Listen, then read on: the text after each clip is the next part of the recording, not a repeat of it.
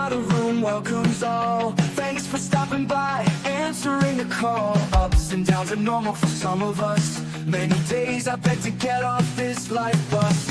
Neon lights flicker, my shadow on the wall. Dreams on the ceiling, we run and then we fall. Sharing stories over paper cups. Wheels keep turning but never enough. Life's a ride on a rickety old track. Holding on tight, never looking back. In the rubber Ramada room we couldn't fight. Laugh, cry, love in this crazy ride. Dusty postcards from the edge of nowhere. Heartbeats echoing the electric air. We dance on tables lit out to wait. Cry in the rubber Ramada room, we're all high.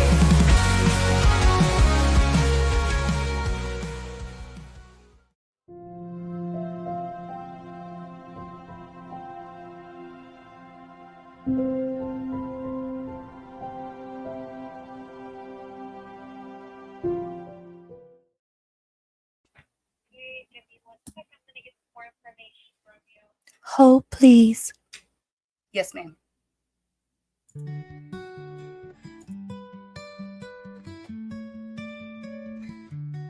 Breathe deep, the air is wide. Stretch your arms, let the world collide. Step outside where the grass is free. Feel the earth beneath your feet. Watch the clouds as they roll and glide. Let the sun kiss your weary side. Take a moment, let it all unwind. Find the peace that's yours to find.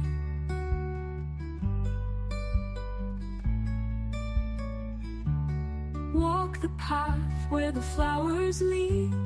Hear the whispers of a world serene. Feel the warmth of a gentle breeze. Let your troubles drift with ease. Watch the clouds as they roll and glide.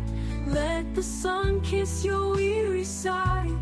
Take a moment, let it all unwind. Find the peace that's yours to find.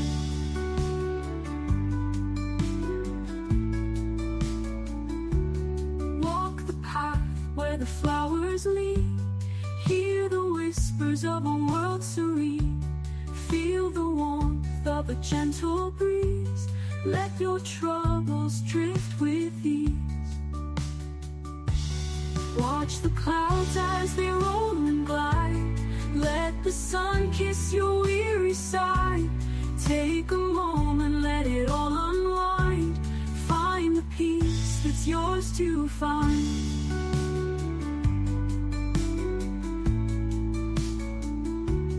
Guitar hums in a mellow tune. Under the glow of the afternoon, every chord a soothing embrace, guiding you to a tranquil place. Okay. Hi. Sorry. Y'all know sometimes real life always comes first, doesn't it, guys? I always tell y'all that. Real life and family, you always put that first, no matter what. Welcome in. Hi, Sheila here. Rubber Ramada Reviews with Sheila. If you're new here, hi, welcome in. We do things by the seat of our pants. We just fly through here, in here. We have noisy dogs that will bark. Just kind of giving anybody a basic intro that hasn't been here before. I have a very salty mouth. And see, the dogs are already right here whining. They're doing their little moans. Anyways, I'm so glad everybody came by today. I was on the phone I thought I was on Forgot, but they got to me. And I did get my new appointment. It will be next week. So we will have a later stream on Wednesday because I do have a new rheumatologist. I'm so excited. I've been without meds for a month now. So yes, it is that time. So for a refresher, I looked back to see where we ended because y'all know we got off and I didn't make it back. We had a few little incidents.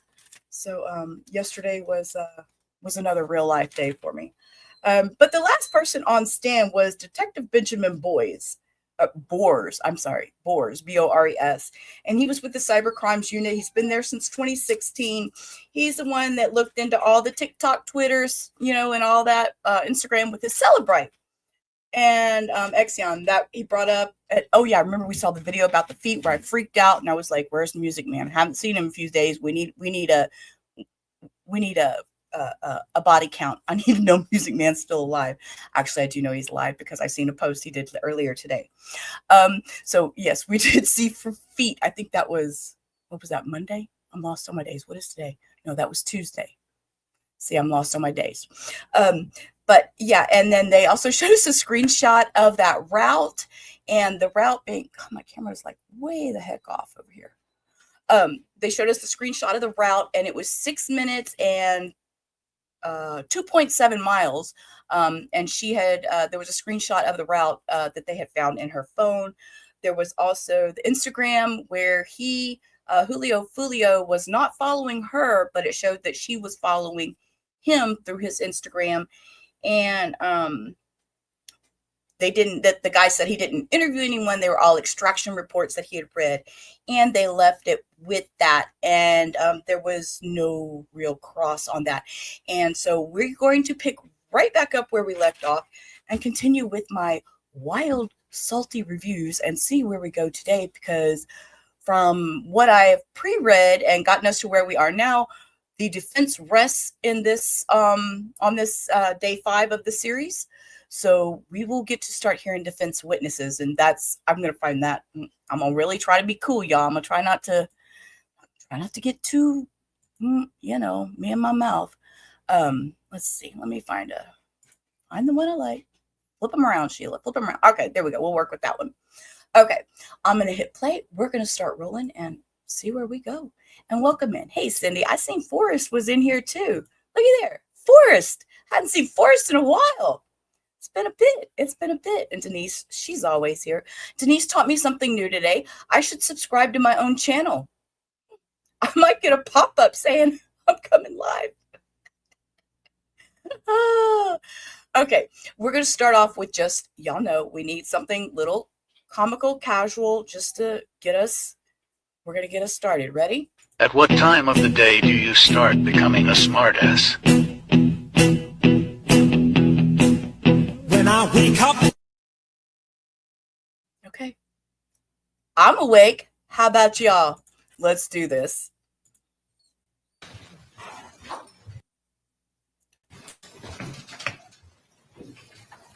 Oh, and I have my coffee with my mental health cup today. I thought the mental health cup was very appropriate for today.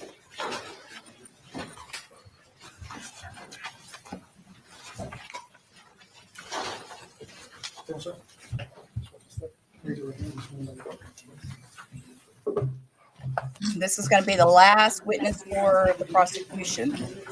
Witness 36. Okay, you may proceed. Please state your full name for the record. My name is Juan Ramos. Let's see. How are you employed? With the Tampa Police Department How long have you been with the Tampa Police Department? since October 13, 2015. Prior to I'm sorry. I missed his name, y'all. how long have you been with? I was too busy adjusting. Please state your full name for the record. Y'all, what in the hell did I do?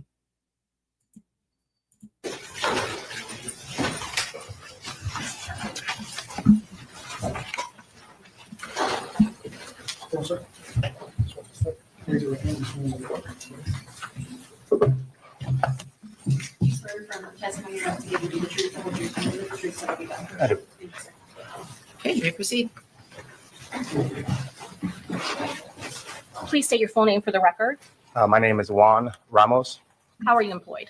With the Tampa Police Department How long have you been with the Tampa Police Department? since October 13, 2015. Prior to 2015, did you have any prior law enforcement experience? Yes, I was a patrol deputy with the Hillsborough County Sheriff's Office for 3 years and a military police officer with the United States Marine Corps for 6 years before that. And before, what unit are you currently assigned to? I'm currently assigned to the homicide unit How long have you been in homicide? since February 6th of 2024. Is that as a detective? Yes. Had you been a detective in another unit at the Tampa Police Department before coming to homicide? Yes. Prior to homicide, I was a District 1 adverse violent crimes detective. And how long were you in that position? Approximately 5 months. Back on June 23rd of 2024, did you respond to homicide that occurred at the Home to Suites and Holiday Inn located across from the University of South Florida? I did. What's the address of that area, specifically the Home to Suites? 11606 North McKinley Drive, And what county is that located in? Hillsborough County, And what city? Tampa, Florida. Why did you respond to that location? I was called to respond to that location by my supervisor as I was going to be the lead detective in the homicide that occurred there What time did you arrive at the location? at approximately 6:23 a.m. What was your role in this investigation? I was a lead detective. What are the responsibilities and duties of the lead detective in a homicide investigation? The lead detective has the primary responsibility of gathering all the facts and conducting the investigation. So it's kind of like a team effort, but the lead detective would be the team captain, so to speak. Are there other detectives in homicide that play a particular role in an investigation? Yes. And what role would that be? So at the scene, we have the lead detective, and then we have the second lead. So there would be a detective that would assist the lead. And then at the specific scene, we also had two homicide scene detectives that would be there to process the scene and deal with the scene. Who was the second that assisted you in this investigation? Detective Aaron Campbell. He's a sergeant now, but yes. You said that there were two detectives in charge of the crime scene detectives. Is that correct? Correct. Who were they?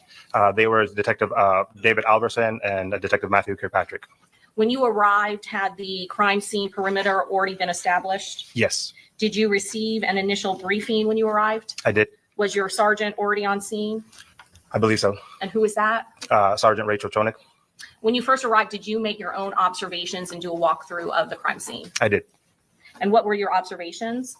I noted that the entire scene spanned from the south end of the homes to suites up through the north from there through adjoining parking lot to the Holiday Inn, which was right next to it. And the scene started at the south end of homes to suites where there were some shell casings and some impact strikes found and spanned north to where a black Dodge Charger and the victim's body was found.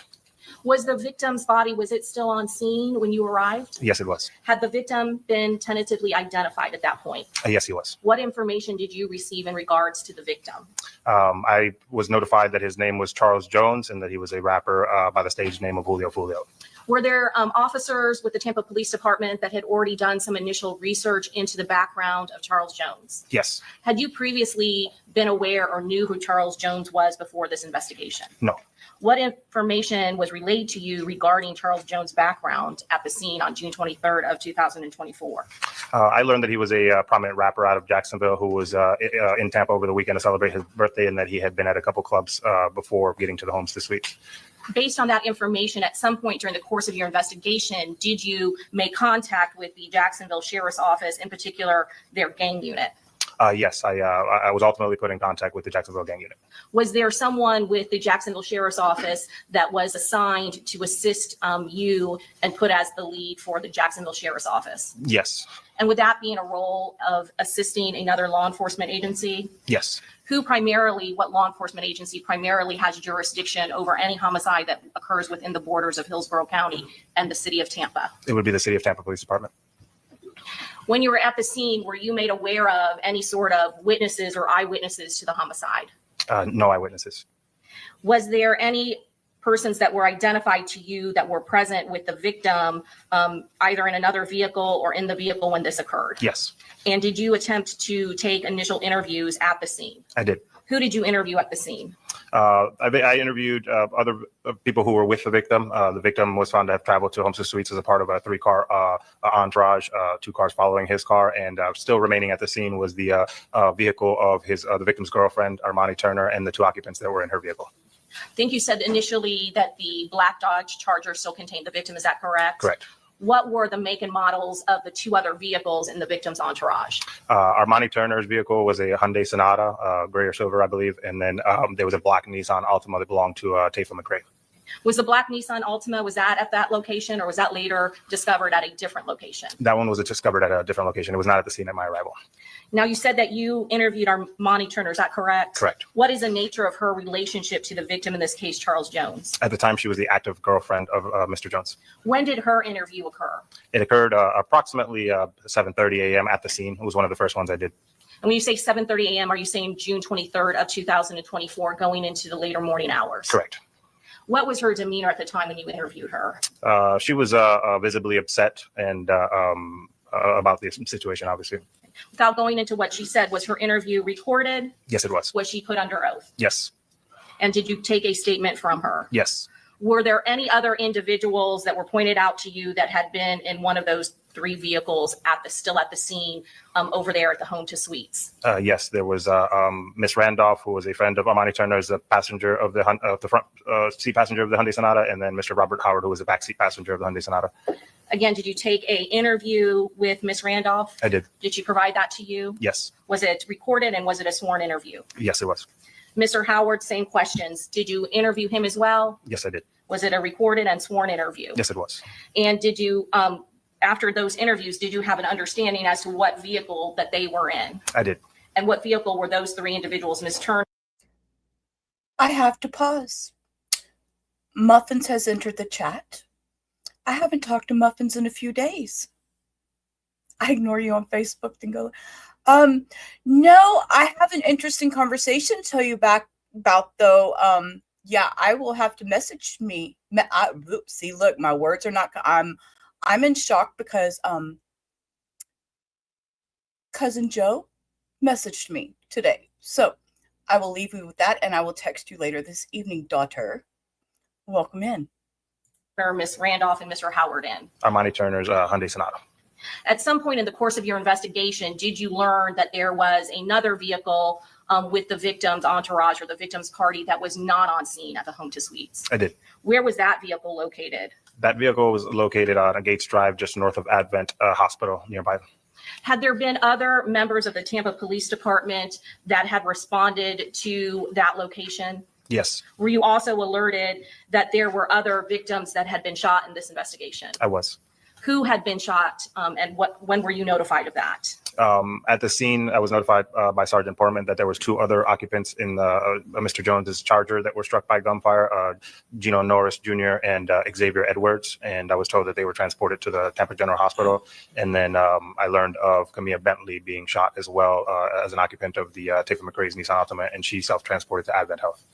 When you arrived on scene, had any of those other victims, Miss Bentley, Mr. Edwards, or Mr. Norris, were they still on scene or had they already been removed or left? Removed or left. They were not there. Going back to your briefing, at some point, did you make contact with Officer Bernard De Jesus? I did. And did you get any information with him concerning Jacksonville and the victims, where the victims were primarily from? Yes. Did you also get additional information specifically about his background and any sort of connection with the gang? I did. Can you tell us what you learned at that point? Yes, I learned that the victim was a prominent rapper from Jacksonville and that he was associated with or a member of a gang called 6 Block, and that they had some rivals, ATK, NHG, and 1200, and that it was possible that some rivals had traveled down to Tampa and participated in this. Did you get any information regarding what his known stage name was or what was his rapper name? Yes, it was Julio Foolio. Did you get any information as to what it was that he was doing in town? He was celebrating his birthday, and also he had a paid performance at a club, Twizzlers on Nebraska. During your investigation, did you yourself look at Charles Jones' Instagram account? I did. Did you find any sort of advertisements where he was advertising that he would be in Tampa appearing at Teasers or Truth 18? I did. When were those advertisements posted in relation to June 23rd of 2024? Is that something you can discern by looking at his Instagram? Yes, the earliest posting that I found on his Instagram was from approximately June 14th, 8 days before he had to be in Tampa, and it was a flyer advertising that he would be at Teasers Club in Tampa, Florida. Did it also alert individuals who would see that advertisement on Instagram the date that he would be in Tampa at Teasers? Yes. And again, again, here we have to make note. As I learned yesterday and partially today, yeah, if you don't mind, hit the thumbs up, like the stream, and for future notifications, there's this little bell thingy, and if you turn it on all notifications, evidently, if you're subscribed to the channel and you turn that little bell thingy on, You get all these notifications. Imagine that. YouTube does that. Imagine that. I'm learning. I'm learning. Oh, and another great pause. Another great pause. Crime Time with Sheila might be back up next week. Teaser. Crime Time with Sheila might be back next week. I'm working on it. I'm working on it, y'all. And me and Hio spent some time with it last night, and I believe it's all fixed. So I'm going to look a little more this weekend and make sure that everything's on the up and up, and we can get back to doing memberships, super chats, and all that fun stuff over there with, you know, our little icons and all that fun stuff. So yes, that should be back up and running by next week. We're going to look at it. I'm going to play with it this weekend, but I did want to let everybody know and have that out there that Crime Time with Sheila might be back next week. So yeah, you're dead. You're dead. I learned that you can subscribe to your own channel and you get these notifications. Your laptop's dead, so you're just going to sit here on your phone. It's okay, baby. It's okay. Your laptop's dead, and Denise is just dead because I'm learning new things as I go. Throwing hearts into the chat also helped. It does leave comments afterwards in the comment section. If you share, it helps get videos out to more folks. That's so true. Yes, absolutely. If you don't mind sharing it, putting it out into the algorithm. And, you know, it's a great way to help the channel. And I'm learning as we go. Rubber, rubber, rubber! Rubber, rubber, rubber! And we can thank Hio for that one. So back to the stream, guys. I'm going to turn the camera off, and I have my volume turned up pretty loud, and I'm going to walk over there and make Mom another cup of coffee, but I'm listening. What was that date? That was going to be June 22nd. And you said, I think you mentioned a couple of things. I just want to make sure that I understand. You said that some of the initial information was that he was in 6th block. I'm referring to Charles Jones, that you were also provided information from Jacksonville Sheriff's Office as to who the potential rival gang members were. Is that correct? Correct. And I think you listed more than one. What were those gangs again? ATK and potentially a subset group of ATK, NHG, and then also 1200. And is that NHG, does that stand for No Hospital Gang? Correct. And then you also said 1200, is that correct? Correct. Now, I want to ask you again about the victims that survived, starting with Gino Norris. At some point, were you made aware of where they were transported to? Yes, I was notified that Gino Norris and Xavier Edwards were transported to the Tampa General Hospital. Did you yourself go to the Tampa General Hospital? I did. Did you attempt to take interviews with Gino Norris and Xavier Edwards? I did. Did you interview Gino Norris? I did. What sort of injuries did he have? He had a gunshot wound to his upper right arm. Were you able to do an interview with Xavier Edwards? No. Why not? He was in surgery at the time that we were there. At some point after he was out of surgery, were you apprised about what sort of injuries that Mr. Edwards had? I was. What injuries did Mr. Edwards have? He also sustained a gunshot wound to his right upper arm and some grazed wounds to the right side of his head. Did you also go to Advent Hospital to interview Camilla Bentley? I did. Approximately what time did you go to Advent Hospital? It was approximately 9 a.m., between 8:30 and 9 a.m. in that time frame. Still on June 23rd of 2024. Is that correct, Yes, sir? ma'am. Yes. Were you able to interview Miss Bentley? No. Why not? She had checked out against medical advice and left the hospital prior to my arrival there. At some point later in time, did you attempt to take a sworn recorded interview of Miss Bentley? I tried to make contact with her. I didn't. I wasn't. Were you ever able to? No. Tafa McRae, are you aware who that individual is? Yes. How did you become aware of Mr. McRae? Mr. McRae was still around Advent Health, and I spoke to him near his vehicle, which was parked just north of Advent Health. And is that an apartment complex that was located on Gates Drive? Correct. Was Mr. McRae, was he still present there at that location when you made contact with him? He was. Was he cooperative with your investigation? He was. Did you learn at some point from other law enforcement officers with the Tampa Police Department that Mr. McRae had willingly turned over a firearm to you? I did. Was that firearm in normal course taken and impounded by the Tampa Police Department so further testing could be done if necessary? It was. And the vehicle that Mr. McRae had driven, You said that that was also located at that Gates Drive. Is that correct? Correct. Did crime scene investigators and detectives from the Tampa Police Department go over there to photograph, document, and process that vehicle as well? Yes, ma'am, they did. Did that vehicle also have gunshot damage to the vehicle? Yes, it did. I'm going to ask you about the video footage in this case. At some point, were you made aware that there was video footage that was collected from the home to suites? Yes, I was. When did you learn of the video footage that was collected at the home to suites? Very early on at the scene. Did you yourself watch the video footage from the home to suites? I did. Were there other sources and other cameras other than from the hotel itself of the homicide that occurred at home to suites? Yes, there was important footage recovered from a Tesla that was parked next to the homes to suites. How many times did you watch that video footage initially? At the scene, a couple times.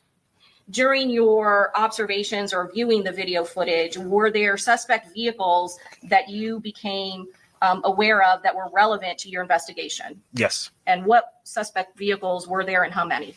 From the footage, we were able to determine 2 suspects' vehicles, a black Chevy Impala and a silver Chevy Cruze. Did you ask for assistance with other Tampa police officers in helping to narrow down the year of the black Chevy Impala that was depicted in the video footage from home to suites? Yes. And at some point, were you able to narrow down and actually have the registered owner of the black Chevy Impala that was involved in this homicide? Yes. Can you tell us how that was done? Yeah, so we had a very good high definition footage and a good description of the vehicle. So what we did was we conducted an extensive license plate reader search, having the make and models and the idea that they traveled from Jacksonville to Tampa. I have to. He won't be quiet. I got so much shit to say, but he won't be quiet. We're able to find the actual identities of the vehicles through license plate reader technology. Can you tell us a little bit about license plate reader technology and how that works? Sure. So we have a system, a couple systems, Flock, Recore, are just a couple of those ones we use. And what they are is it's a database that you can go on and research, and it has access to cameras spread out all over different jurisdictions within Florida, cities, counties, on the highway. So basically, if you drove from Jacksonville to Tampa, you would probably pass many license plate readers throughout the drive. And these license plate readers that are throughout Florida, do they have the ability to take a photograph of the license plate readers when it is identified? Yes, a camera would scan the plate, and then there would be a photograph of the actual vehicle and the plate at the date and time that it was scanned and taken. Okay. And do these license? He walked away, so I can briefly talk. Since he walked away, I can briefly get a few words in. Meat is a vocal pain in the butt today. So what I was going to say was these license plate readers, you don't even think about shit like that that's out there nowadays. What did Heo do? I don't remember. What did I say Heo did? Oh, we were talking about that you helped me, and that Crime Time with Sheila should be back up and running next week, hopefully. So we are working on that, and we are making progress. And I was just letting people know that my bud Heo helped me out, and we are possibly back up and running on Crime Time with Sheila. So that's what I was saying. Oh, and the soundbite. The soundbite. Oh. Rubber. I was asked where it came from. I said, I don't know. Heo gave it to me. I don't know. So I don't know where it came from. And then they started talking about a killer rubber tire movie. I have no clue. I don't know about a killer rubber tire. So I don't know. All right, back to stream. He's being quiet though. Plate readers, do they also record the location of where the scan and the license plate was recognized? Yes, they do. Does it also record the date and time when it comes into contact with a certain license plate? Yes, it does. Now, you said that they're all over Florida. There are some on the highways and the roadways. Is that correct? Correct. Could it be a still mounted camera that is on the highway above a traffic light? Correct. Can it also be mobile? Can there be license plate readers that are attached, for instance, to tow trucks? Yes. So they can be, there's various different locations all throughout the state of Florida that has this technology. Is that correct? Correct. And so when you narrowed down the black Chevy Impala, did you have assistance from other fellow officers from the Tampa Police Department, including Detective Skull, as well as one of your civilian investigators who were able to track down and narrow it down to 3 tag numbers for that make and model of a black Chevy Impala? Correct. At some point, did your civilian investigator find and locate a black Chevy Impala that was in Hillsborough County that during that time period, the weekend of the homicide? Yes. What was that tag number? Do you remember? 68DLWD. Who was it registered to? It was registered to Damali Lyle out of Jacksonville, Florida. During the course of your investigation, did you learn who Damali Lyle is related to in relation to one of the co-defendants in this homicide? Oh, yes, Damali Lyle is the mother of co-defendant Sean Gaithright. And where does Damali Lyle live? 13751 Victoria Lakes Drive, Jacksonville, Florida. Located in Duval County? Correct. Did you locate the address of Sean Gaithright, one of the co-defendants in this case? Yes. Where does Mr. Gaithright live as well? 751 Victoria Lakes Drive, Jacksonville, Florida. Did you also able to determine the license plate for the silver Chevy Cruze? Yes. How did you determine what the license plate was for the silver Chevy Cruze? Once we had the black Impala identified, there's a variation that you can run in the system called the convoy feature. And what we would want to see is if any other plate hit at the same tag readers that the Impala hit at the same time in multiple locations, indicating that they're traveling together. And we did find a silver Chevy Cruze 2018 with a tag number of 30B NRI that hit at multiple LPRs with the Impala. Did you learn? Okay, y'all, I find that freaking fascinating. Okay, there is an option. Okay, see, I had to make him just be quiet. Me. So there's a convoy feature. That's so freaking. They get through license plate readers, and then they can go back and see like through each reader thing, like ones that follow each other. So to be able to, dude, that is so cool. Man, you can't get away with shit these days, guys. You can't get in wet. Nope, nothing. That is too cool. Who the silver Chevy Cruze with the tag number 30 BNRI belong to? Yes, Jasmine Glennon. Does Jasmine Glennon have a relationship with any of the co-defendants in this case? Yes, she shares a child in common with Shaheem Murphy, the brother of co-defendant Rashad Murphy. Also cousins to Davion Murphy? Correct.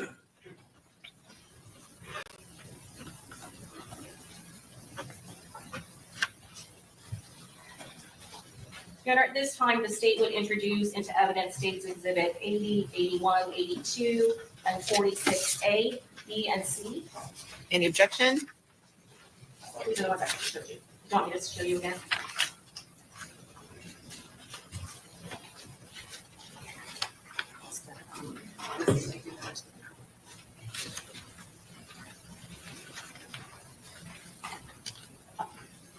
Okay, admitted.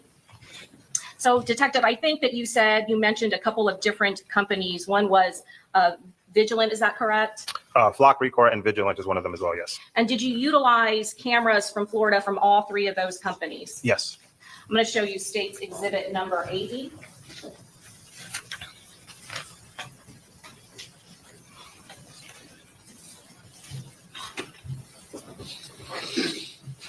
So up here it says Brittany Jackson. Who is that? She is one of our civilian crime analysts for homicide at the city of Tampa. And I want you to kind of go through and explain what is depicted on this investigative summary. So what do we have here, over here in the upper left-hand corner? That would be a picture of the entire vehicle of the plate that the camera's focused on. And then the center picture? That is a picture of the plate that the camera's focused on. And these 2 photographs, that's actually the photograph being taken by the license plate reader, is that correct? Yes, ma'am, correct. And then what is this third picture over here to the right of the license plate? That is a Google Maps sort of satellite image of where that camera is located. And then can you explain exactly what is also captured, some of the details that the license plate detection captures and records when these photographs are taken? Yes, so here you would have the date and time of the capture, and then the organization who's that camera is up for, the case number that was input when we searched, and then the device name, which also has its location 301 CR225 logging. And that would be its physical address, is that correct? Correct. Does it also give additional information with regards to the device location? Yes, the Latin longitude there where your finger's at. Okay. And then the nearest address, that would be a physical mailing address, is that correct? Correct. And all of this corresponds to the mapping that is done, is that correct? Yes. And so you got license plate readers hits within Hillsborough County that occurred on June 22nd of 2024 for this black Chevy Impala, is that correct? Correct. And I'm sorry, can you again say what the time was on June 22nd? The capture time is 9:05, 17 seconds PM, UTC, so -4. Okay, and they also give you the Eastern Standard Time right underneath, is that correct? Correct, 5:05. And then again, was there, I'm going to show you the second page of this exhibit. Was there another hit within Hillsborough County for this license plate reader that occurred at approximately 5:21:23 PM? I'm sorry, just one minor correction. Yes, sir. Hillsborough County is the organization that Brittany's running it under. The actual county where the hits are occurring are all the way at the bottom. Oh, I apologize. So that first one was, this one's Bradford, and I'm not sure what the first one was, but these hits are indicating the travel down from Jacksonville before they get into Hillsborough. But just for the record and clarification, since we said that it belonged to the organization was Hillsborough County, I'm going to go back to the first. Yeah, sorry about that page to confusion. give the exact Yeah, they location. put two counties on there. Yeah, so that hit is in Bradford, and that's where the actual camera is located at in Lofty, in Bradford County. She does, Cindy. She has that I don't give a shit attitude. And then in again, her. the black Chevy Impala, where is it located at this time? So if you scroll, yeah, so this one is maintained by Florida Highway Patrol, and this one's actually in Tampa, Florida. So the north end of Tampa. And for the record, can you give the time and date of when it actually is in Tampa, Florida? Yes, the Eastern Standard Time was 7:39 p.m. on June 22nd, 2024. And were there many hits that you got on this vehicle between the dates of June 22nd going into June 28th? Yeah. June 26th. Correct. I'm going to show you one more, just jumping ahead to June 23rd. What is the date and time of this? This one is 4:25 p.m. on June 23rd, 2024, out of Polk County. And is this time frame? Is this after the homicide occurred? Correct. This is approximately 12 hours after the homicide. And where does Mr. Gathright, Sean Gathwright's grandmother live? In Auburndale in Polk County. And is this hit in Auburndale? Yes.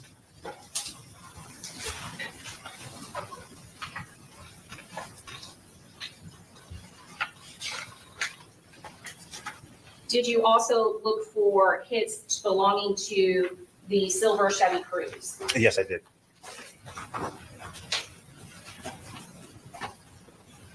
And at some point in your investigation, did you look for points where both of those vehicles were in tandem when they were hitting near the license plate readers close in time?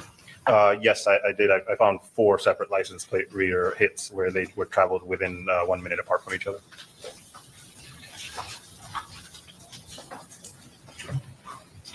To show you States Exhibit 81.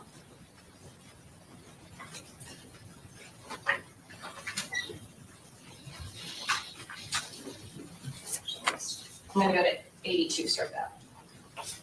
I'm going to show you States Exhibit 82. Can you tell us what is being depicted in this photograph? I'm sorry, license plate report. Yes, this one's from the RECORE system, and it's depicting the silver Cruze hitting within cameras specifically that we have in the city of Tampa. Okay, can you give us the time and the location of where it's hitting? Yes, so starting at the bottom was the first one within the city of Tampa at 7:46 Eastern Standard Time PM on June 22nd at Bruce B. Downs in Tampa Palms. The next one in chronological order would be in the middle there. It was at 2:38 a.m. on June 23rd, 2024, hitting at Hillsborough Avenue and 15th Street North. And then the third one up top is at 3:41 a.m. at June 23rd, also hitting at Hillsborough and 15th.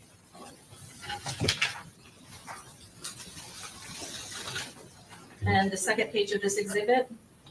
Yeah, this is another license plate reader hit for the 2018 silver Chevy Cruze at within Tampa, Bruce B. Downs in Tampa Palms. And then does it also give you the longitude and latitude? Yes, it does. Going back when it is on Bruce B. Downs, what is the exact time that it is hitting off of the Bruce B. Downs camera? 7:46 p.m., June 22nd, 2021. Now I want to show you the black Chevy Impala. Is that also on the Bruce B. Downs license plate reader camera? Correct. And again, what is the time frame? 7:45 p.m. Eastern Standard Time, June 22nd, 2024. So within a minute of the silver Chevy Cruze hitting that same camera, is that correct? Correct.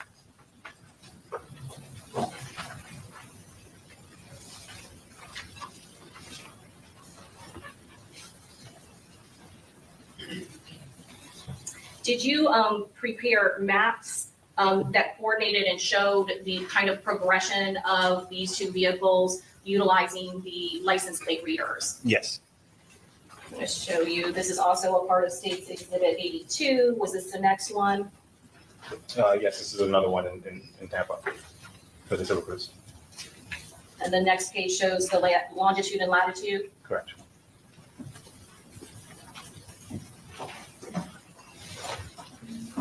And then what's this a photograph of? Oops. Again, the Silver Cruise hitting at Hillsborough 15 at 3:41 a.m. on the 23rd. And the location? Hillsborough 15.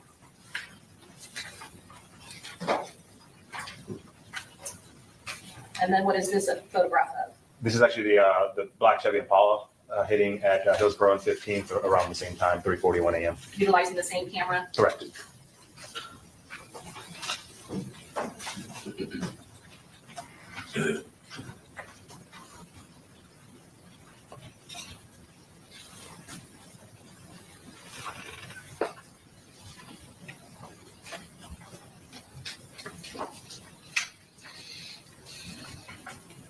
And did you also utilize license plate readers from Vigilant? Yes. I'm going to show you State's Exhibit 81.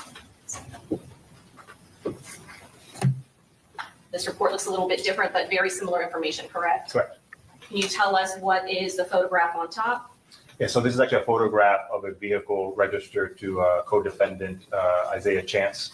And that plate number 53EDYN is confirmed in the Florida DHMV database to be registered to Mr. Chance.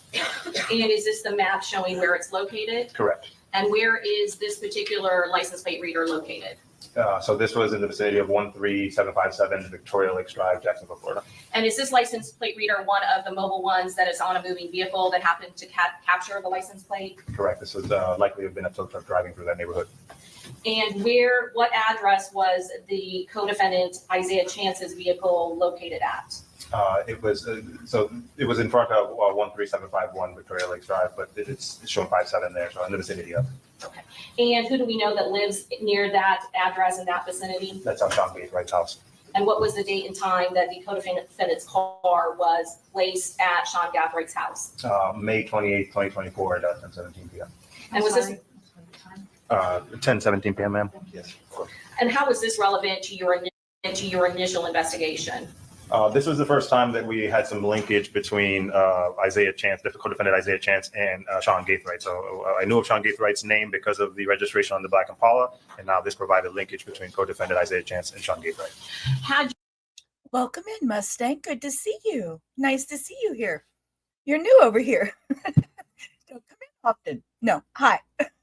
I know you just subbed up yesterday. Thank you for coming by.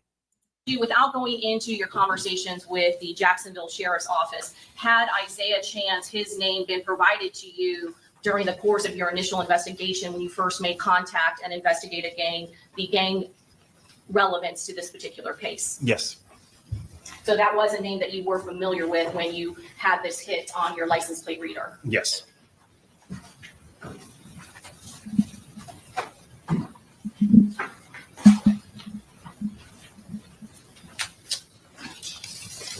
I'm going to show you 46A. I'm going to load up a little bit for you. Did you put together this diagram? Yes, I asked for it to be put together. Can you take us through exactly, and let's start off, what is in the center? In the center there is a satellite map view of most of the state of Florida. Now, over here on the left-hand side of this diagram, you have several addresses lettered A through G. Is that correct? Correct. what are those address reference points on this diagram? So what we did was we put in the date and time and the location of the LPR hits that we just went through, and then this kind of mapped it out visually for us so we can see the path of travel from Jacksonville to Tampa. And these are the license plate reader hits for the silver. You know, y'all know me and my inner Mrs. Kravitz over here. I was looking up because y'all know I got to be nosy. So what can they be used to for any type of tickets is what I was looking up, because it's very interesting that there's so many ways to access these license plate readers, and they only go to the police and law enforcement. And so I was looking up, and it says the data collected is confidential and exempt from public records request, but it may be disclosed to registered user. Here, let me put it in stream. Y'all know me and my pop-up stuff. And look who just moseyed in here. I haven't seen in a while. Looky, I'm here but not here. Love you. It's so good to see you, Maria. I haven't seen you in a while. And you didn't come in with a knock joke. I'm kind of hurt, but I'll let you go this time. I'll let you go. So, but what it said is the confidentiality is the data collected is confidential and exempt from public records request, though it may be disclosed at the registered to the registered owner unless it's part of an active investigation. But it also says here, and see, this was my question. Because y'all know you're in go to class. Go back to class. What is wrong with you? Go back to class. But always remember, just wait.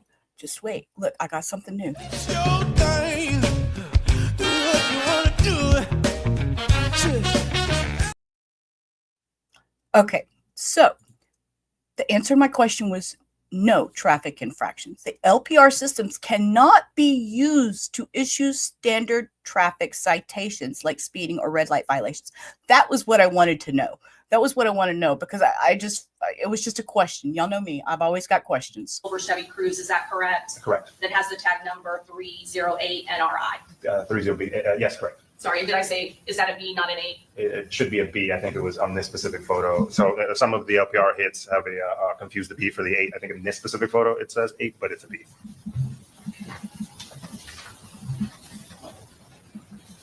And then 46B. A similar map created for the Black Impala.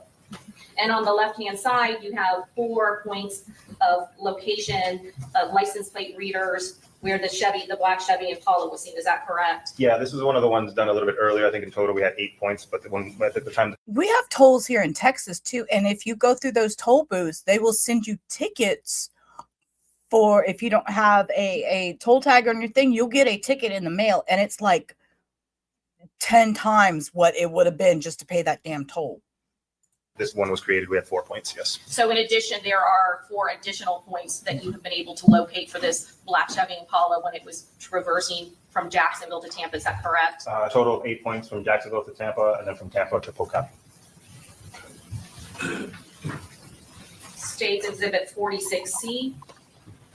Yeah, this is a comparison of those 2 lists and a little bit more complete. This one included all of the hits for the Chevy Cruze and all of the hits for the Black Impala. So how many letters are for the license plate reader for the for the silver Chevy Cruze?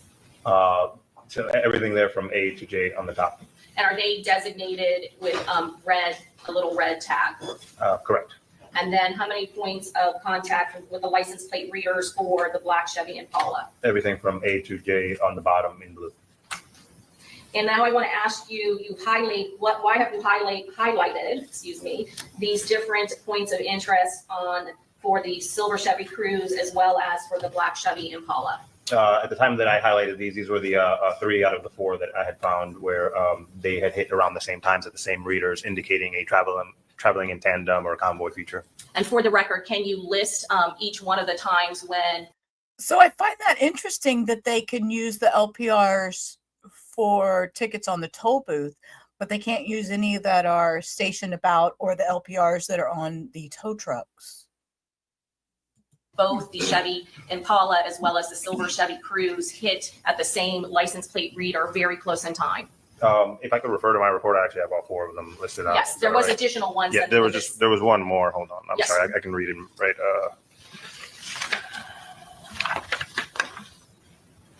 Yeah, so the 4 that they traveled close in time was westbound on Highway 326 at Northwest Gameville Road within the same minute at 18:09 hours or 6:09 p.m. on 6/22/24. Is that letter B for the black Chevy Impala and letter E for the silver Chevy? Correct. And then the second one that I have was southbound on I-75, 275 within the same minute at 7:39 p.m. on 6/22/2024. Okay.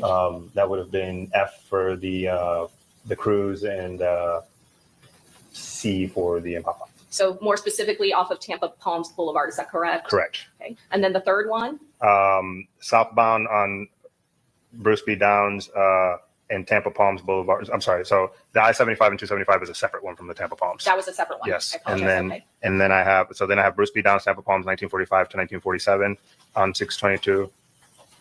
That's E, F and C. And then I've got Hillsborough and 15th at 3:42 a.m. on 6/23/24. Can you point out on the map, the one when it's coming on the interstate that is not designated on this particular diagram, 42C? Yeah, so that one was at I'm sorry, 46C. I-75 and 275. So that would have been just the north end of Tampa. So coming into Tampa where I-75 and 275 meet.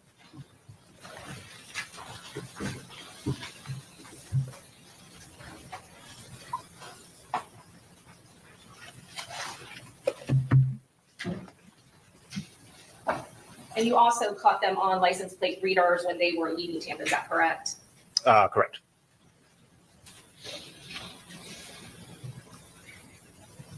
Now, you said you had previously heard of Isaiah Chance. Were you aware of or made aware of any sort of gang nicknames or stage names or rapper names that he had? Yes, specifically Gutta Zay. And what about Gutta Man? Gutta Man as well, yes. Where was he from? Jacksonville. I want to jump forward a little bit at this point in your direct examination. Have there been other suspects that are charged with first-degree murder and conspiracy to commit the murder of Charles Jones? Yes. Who are they? In addition to the defendant, Alicia Andrews, there's defendants Isaiah Chance, Sean Gaithright, Rashad Murphy, and Davion Murphy. Going back to the point in your investigation, to make an attempt to Why are they Jasmine doing that Glennon. down?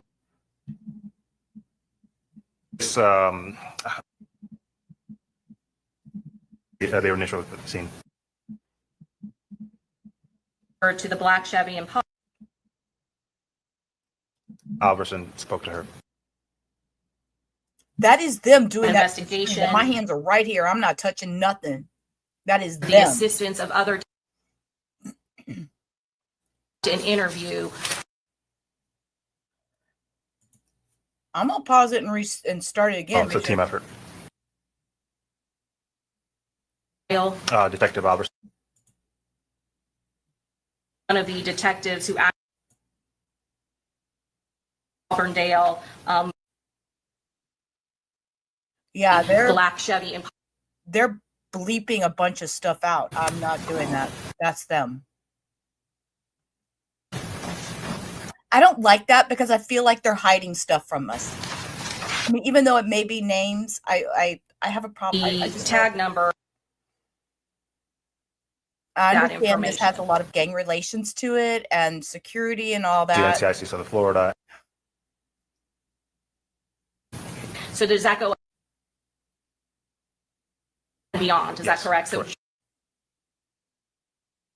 you were looking for both with the license. Yes, ma'am. Would they also have been a This is Yes, frustrating. Yes, they would have all. investigation? Were Yeah, it is. And names. And I Yes, I would. understand it. You know, it's just, it is what it is. And Gwinnett there's nothing I can County. do about it, but it's frustrating because I feel like we're missing That happened something. on June 20. June 26th of 2000, homicide had occurred. Is that correct? Cruz was located. of the Gwinnett County. Did you Vehicle was taken into custody. did anybody respond with In Campbell. of your jurisdiction instance of the local? Okay, we're gonna skip ahead. And going back to that home to suites video footage that you watched, did you also watch the video footage from the Tesla? Correct. Based on you viewing that video footage, was there anything unique about Y'all, and I will speak up and say that is the neatest shit available. The stuff that's on vehicles now that they can pull from your cars. All this video, I find it fascinating that that is something that is available.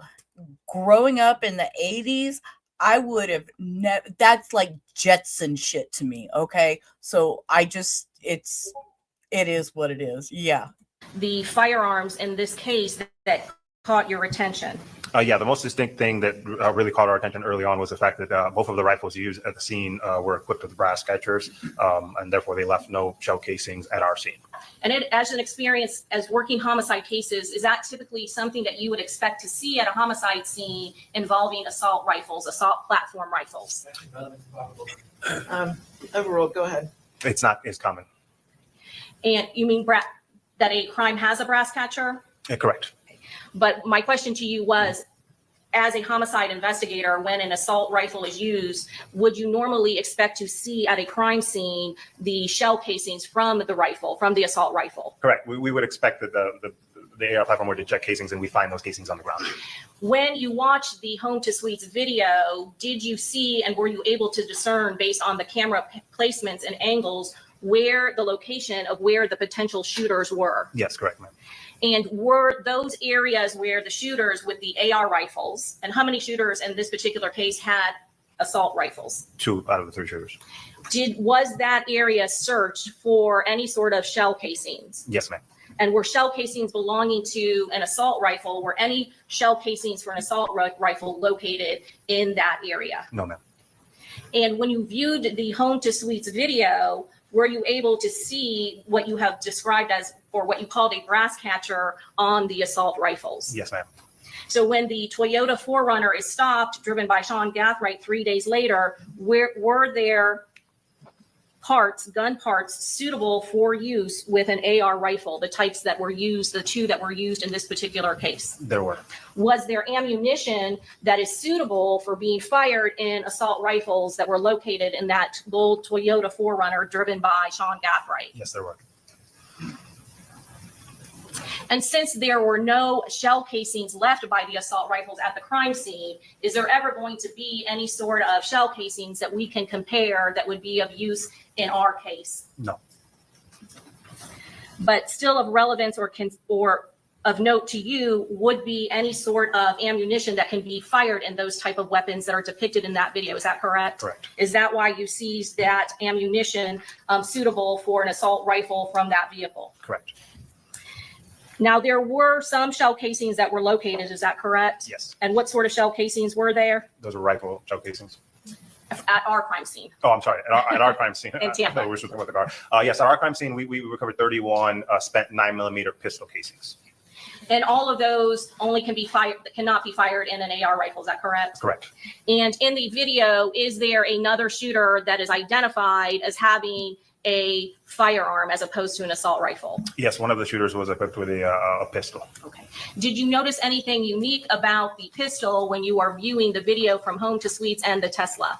Yes, from the video, you can see the high rate of fire coming from the muzzle flash on the pistol and the impacts on the windshield, indicating that the pistol was being fired at a fully automatic rate.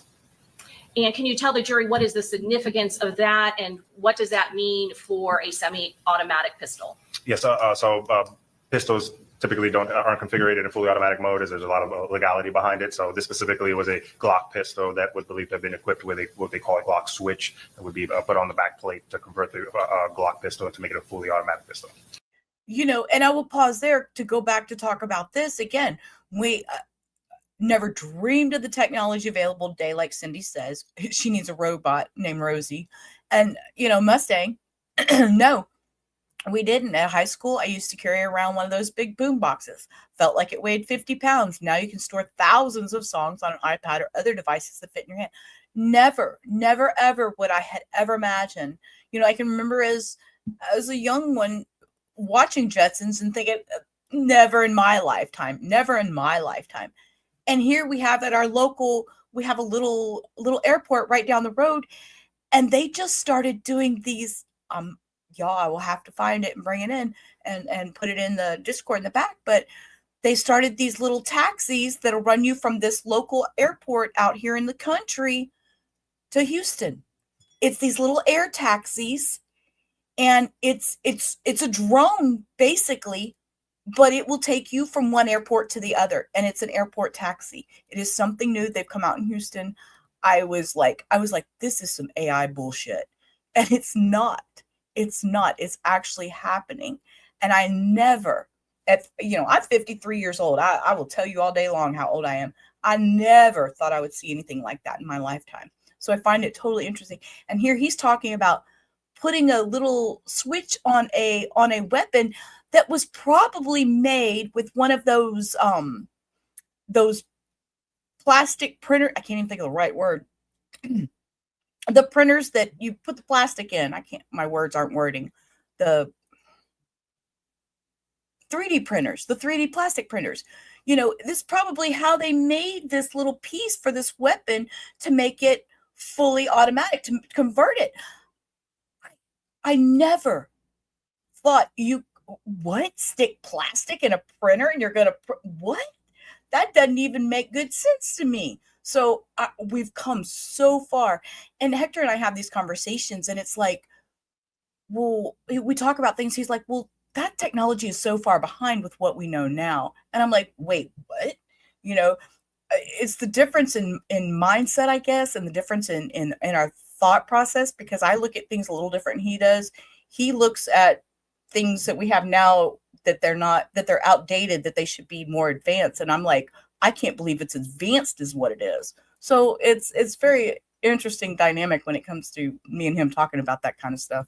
I'm going to show you States Exhibit 22B 1 through 5.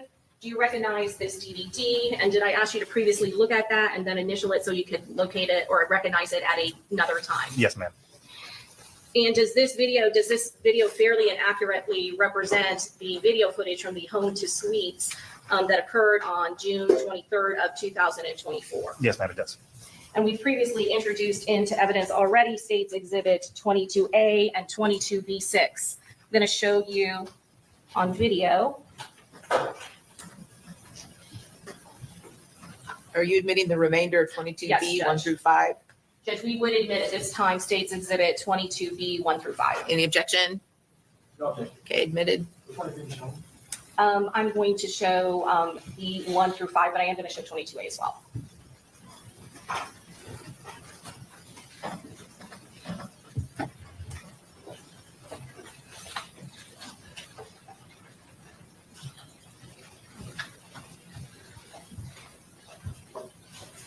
Detective Ramos, when I'm talking about 22B 1 through 5, you were aware that there is a timestamp on the home to suites video. Is that correct? Correct. And Detective Alverson also collected and viewed the videos. Is that correct? Correct.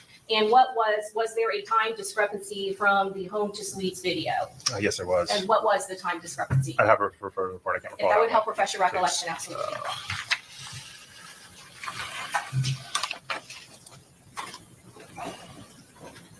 1 minute and 45 seconds slow.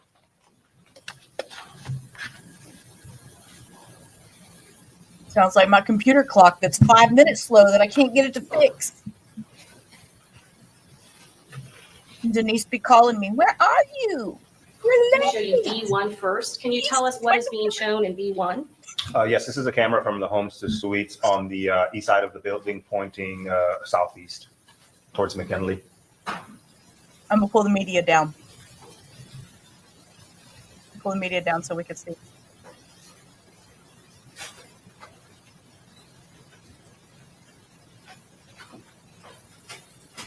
What we see here is now the suspect black Chevy Impala has arrived into the parking lot, made an immediate right, and drove north past this camera.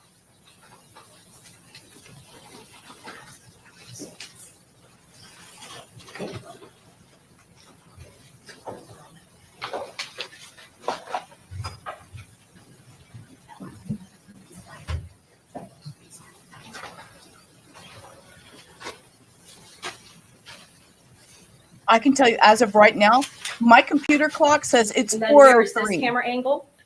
My computer clock says it's 4:03. I know it's not 4:03. I know it's like 5 minutes off.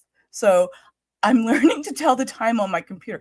I've reset it, but it automatically like adjusts itself. So it keeps screwing up. And then up here in the top on my StreamYard, it says you have like so many minutes till you hit the live button. And I pay attention to that, you know, and then I realize it's late and then I feel like, oh, damn. Camera's on the same side of the building, except it's pointing northeast towards McKinley and Fowler.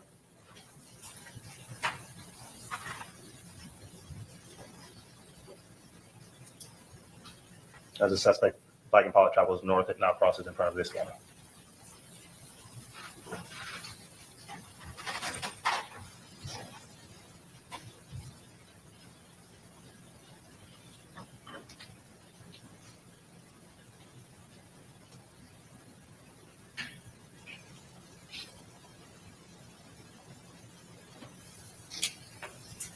Now we're on B3. Where's this angle at? This camera is on the north side of the building, pointing east, and we see the Black Impala continuing north through the parking lot.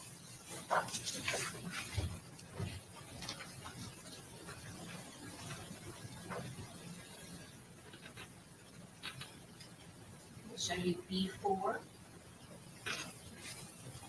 What does this camera show? This camera is located on the west side of Homestead Suites, and it's pointing to the west, and we can see the Impala arrive on the opposite side of the building and make a U-turn there. Can you tell us where on the screen the portico is or the awning where the victims are stationed? Yeah, to the left. Had the Impala continued on, it would have crossed the line where the portico was at.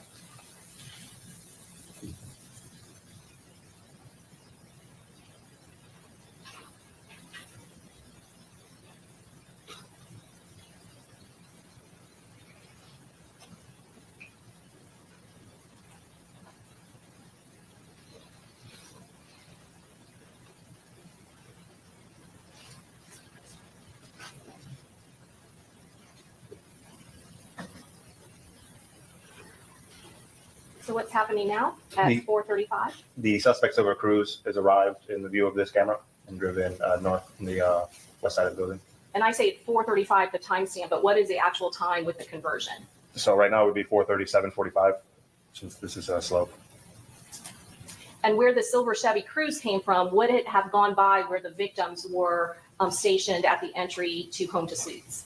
Correct. The Silver Cruise passed the victim's location twice, once on the way in and once on the way out.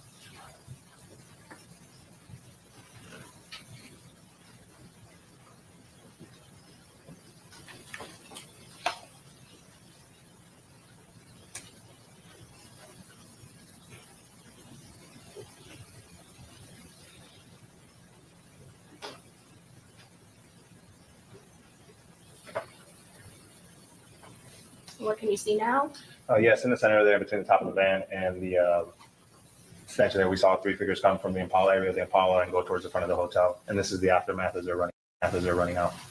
And note what is the time on the timestamp? Yeah, 4:37:30, so it would have been around 4:38, almost 4:39.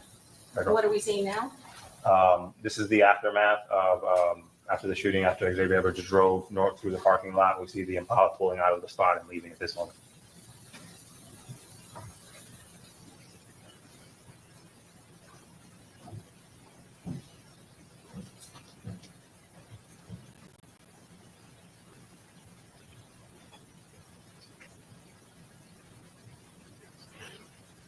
So the blinking lights that were occurring at the end of the video, what was that? That was a car alarm that went off in the general area where the Tesla was parked that captured the footage. Let me show you states 22B5. What camera angle are we looking at now? This camera's on the southwest corner of the Homestead Suites, and it's pointing in the southwest direction. So this would have been the continuation of when I said left off the screen in that last slide, is where we're at here.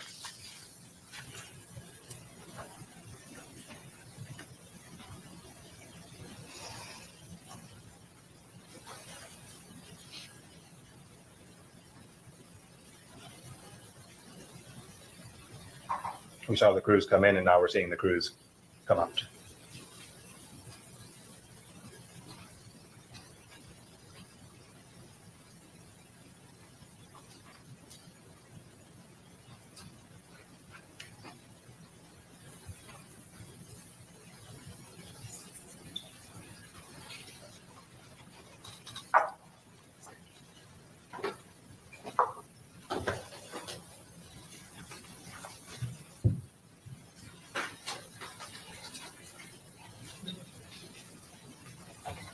Now we see the shooters arriving into view of this camera. And what is the time? On the timestamp 37:14, correct time would have been 4:38, almost 4:39.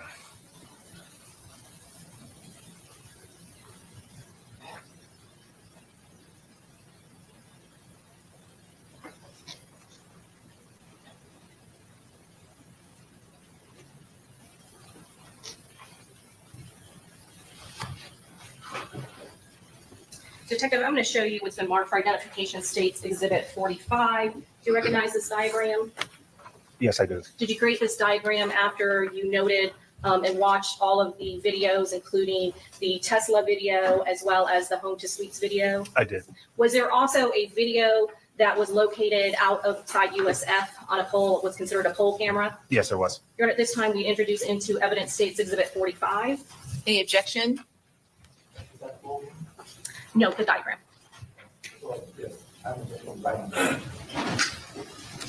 Okay. I tell you what, it's 3:15 or a little after. Let's go ahead and take a 5-minute or so afternoon break. Let me take a look at the exhibit. Okay. All rise.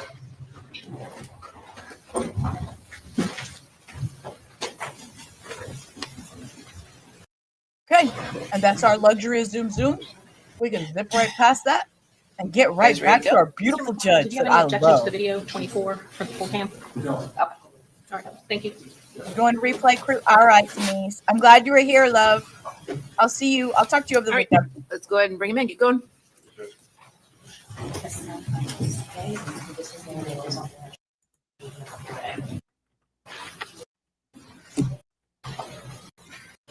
Time the state would introduce into evidence states Exhibit 24. Okay. Any objection? Okay. Admitted. Detective Ramos, I had previously asked you about a pole cam on USF, the University of South Florida property. Did you obtain video footage in relation to this investigation from that pole cam? I did. Where is that pole cam located? It's located at the intersection of McKinley and Fowler on the south end of the college campus, pointing south towards southbound McKinley and in that area. Does it show the entrance to the Home to Suites, the entrance on McKinley Drive that vehicles would have to take to enter into that parking lot? Yes, it does. I'm going to show you State Exhibit 24.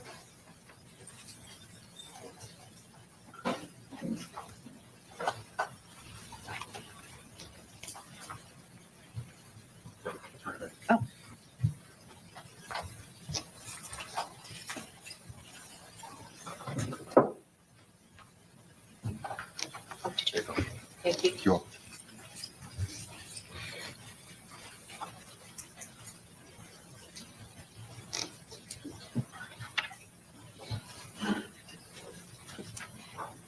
Detective Ramos, can you see a timestamp on this particular video? No.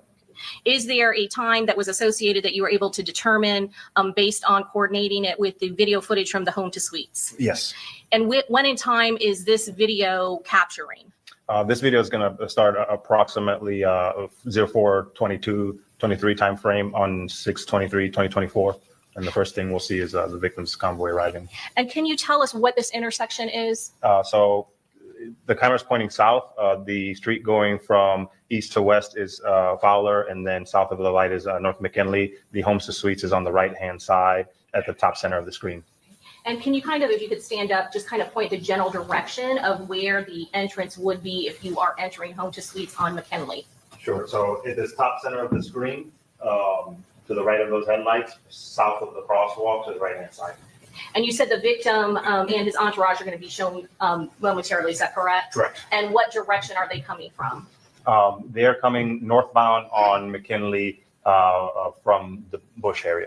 And in order to make that entrance into Home to Suites on McKinley, do they have to do a U-turn? Correct. They have to make a U-turn at the light and then go back south on McKinley and make a right.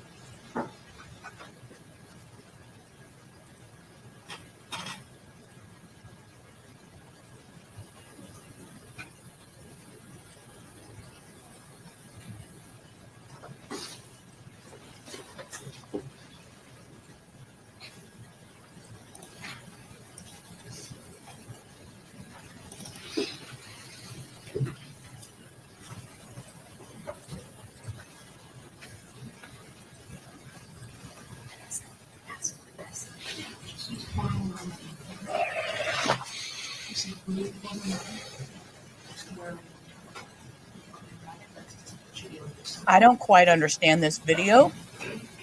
I don't see Right it there. yet. So Oh, at here, this he point, said we're right seeing there. the victim's 3-car convoy arrive at the top of the center of the screen there, and they're in the left lane, getting ready to make a U-turn to go back south on McKinley. There's the victim's Charger leading the 3 cars, Okay. and then the other 2 cars, which are the Amani Turner's Hyundai Santa Fe and David McVeigh's Nissan Altima. And then now they're making a right into the Homes to Suites parking lot. This vehicle off to the right, off to the left, I'm sorry, at the top center there is the Silver Cruise that was following them. It makes a right on to eastbound Fowler and then ultimately comes back and goes north onto the USF property, the stage across the street.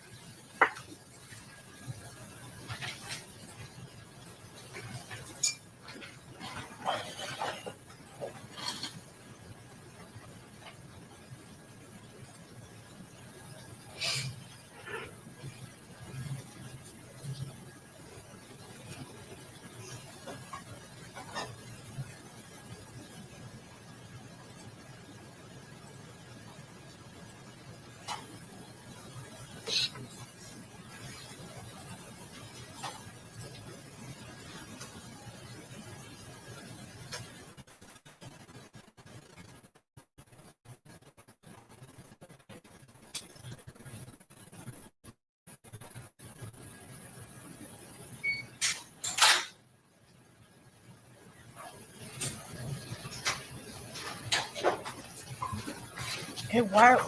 Oh, we're waiting to see them all fly out of the parking lot, I guess. I was trying to figure out where this video is going, but I think this will show them coming back out of the parking lot, right? It should.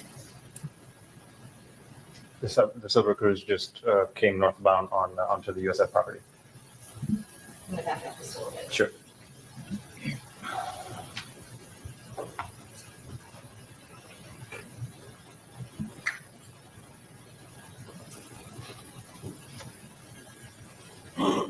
This is the Silver Cruise. What? Okay, ask the question. Detective, what is going on at this point? This is the Silver Cruise, westbound on Fowler, making a right on to the northbound Spectrum McKinley there onto USF property.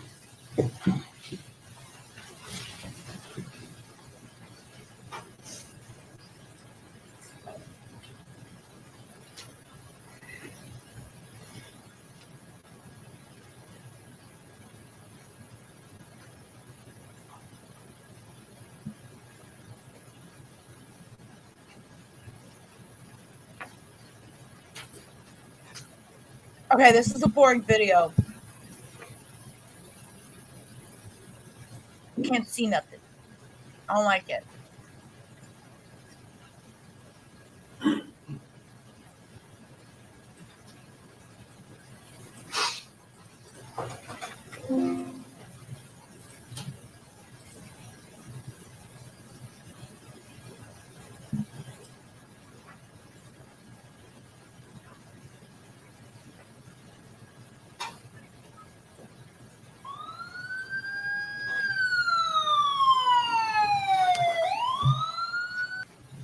Okay, I'm sorry. That's me playing with sounds. That's me playing with sounds, y'all. This is boring video. So, Detective, what was happening there? And that was the suspect Black Impala arriving at that same left turn that the victims made a U-turn, and then made a right into the Homes to Suites parking lot. Okay, they're fixing to change off this video. And then do you see the silver Chevy Cruise again? Across Fowler. Can you tell me? Okay. Yep, there it is. Going through the red light. Okay, he ran the red light. Okay, he ran the red. We finally caught something. He ran the red light. And there he is. He's turning into the parking lot. Okay. I didn't get nothing out of that. I mean, I Detective, guess it did showed the you vehicles going in make there. a diagram to show the different movements of the vehicle, as well as create a timeline of the events of where those vehicles went, the victim's entourage, as well as the black Chevy Impala and the silver Chevy Cruise? Correct. I'm going to show you States Exhibit 45. Is this the diagram that you created? Yes, it is. And can you tell us what are the two vehicles that we're looking at? I'm sorry, what are the two streets that we're looking at, starting over here to the right of the photograph? That's on the right there. It's North McKinley Drive, also known as 40th Street, Okay, and what is the intersecting roadway? East Fowler Avenue. And can you tell us if you were on that USF poll camera, where would it be in relation to this diagram?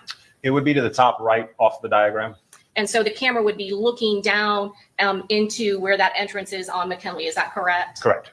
And so you can see that intersection right there on Fowler and McKinley. That's where those U-turns are happening with the victim's entourage as well as the black Chevy Impala. Correct. Can you take us through exactly what's signified by the red arrows and the blue arrows, and kind of go through the location of where the victim goes and parks?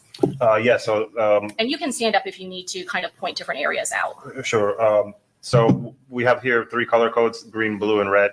At the bottom of the Homestead Suites, there's 3 green blocks. Those represents the 3 vehicles, the victim and his entourage, the Charger where it was parked, the Sonata behind it, and then the black Nissan Altima. The red arrows signify the path of travel for the suspect black Altima. It comes in off of McKinley, makes an immediate right, drives north the long way around, and ultimately ends up on the west side of the Homestead Suites. The blue signifies the path of travel of the suspect's silver Cruise. It also comes in off of McKinley Drive. However, it does not take the same path of travel as the Impala. It drives along the south end of Homestead Suites, makes a right, makes a U-turn, and then comes back out the same way it came in, passing the victim's 3 green blocks there twice. I'll break it down a little bit more. Sure. What time did Charles Jones arrive in the black Dodge Charger along with the 2 other vehicles, the Hyundai and the black Nissan Altima? Approximately 4:26 a.m. And they're the first to arrive, is that correct? Correct. And you said they are designated by the green boxes, is that correct? Correct. And you have seen the video footage, is that correct? Correct. What way in this diagram is the driver's side of the vehicle facing? The driver's, so the vehicle is facing to the west, to the left. So the driver door would be south, and then the front passenger door would be north towards the hotel lobby. So the cars would be faced away from McKinley Drive, is that correct? As far as the victim's Dodge Charger, yes. So the people that are sitting in the victim's Dodge Charger, as well as the other vehicles, they would be facing not the where the entrance is on McKinley Drive, but in the opposite direction. Is that correct? Correct. And you said now that the red arrows, they represent the black Chevy Impala. Is that correct? Correct. And is that the second vehicle to arrive?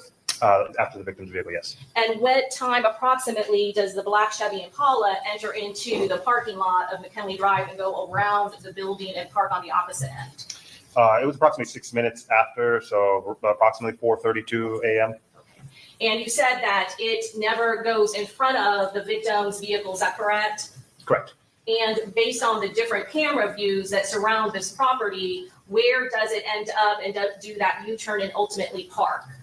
It ends up on this diagram to the bottom left there where there's a red block. That's the general area of the parking spots where the black Impala backs into a parking spot. And again, this area where the black Chevy Impala, is it ever in eyesight of any of the people who are seated in the 3 vehicles in the victim's party? No. And then approximately what time does the silver Chevy Cruise enter into this parking lot? Approximately 4:36 to 4:37. And you said it goes a complete different direction than the black Chevy Impala, is that correct? Correct. And you have it going right by where the victim and the other 2 vehicles are parked, is that correct? Correct. And then you said it does what? It makes a U-turn where the top left blue arrow is there and then comes back the same way it came in. Would that car, based on this diagram and based on all of the video footage that was collected, does it go in front of where that black Chevy Impala is parked? Twice, yes. And then as it exits out, is it again going in front of where the victim and the 2 other vehicles are parked? Yes. And when it is driving out with the driver's front window of that silver Chevy Cruise, would that have a direct eyesight to the driver's front windshield of where the victim, Charles Jones, was located? Yes. Overall, go ahead. Yes. They would be facing one another? Yes, correct. Do any of the shooters, the 3 shooters that are in that parked Chevy Impala, do any of them get out of the vehicle until that silver Chevy Cruise goes by the victim's vehicle twice? No. And that is seen on all of that video footage? Correct. When do they get out of the black Chevy Impala and start walking towards where the victim and the two other vehicles are located? Approximately 4:38, so it would have been 30 to 45 seconds after the crews left. And is the first shots that are fired, is that caught on that main camera that shows where the victims and the two other vehicles in the victim's party are parked? Correct. And where are the first shots fired, in what direction at whom? The very first shots are fired from west to east towards the front windshield of Mr. Charles Jones' Dodge Charger, Where he happens to be seated in what seat? the front passenger seat.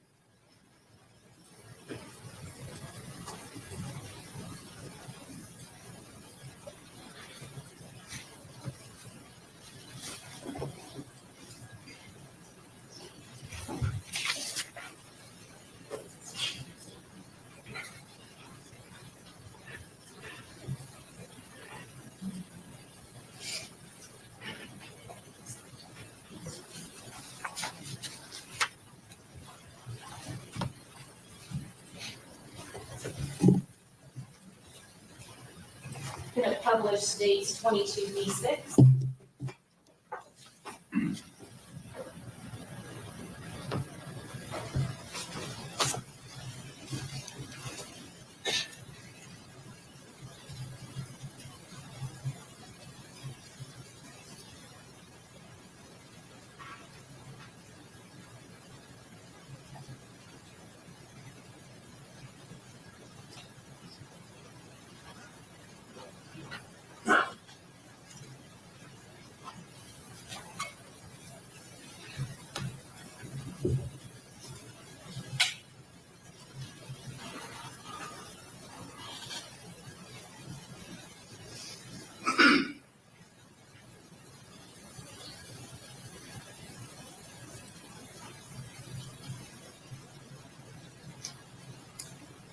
Detective, do you recognize all three? And I will keep myself pulled down so we can watch this video in its entirety. But as always, trigger warning.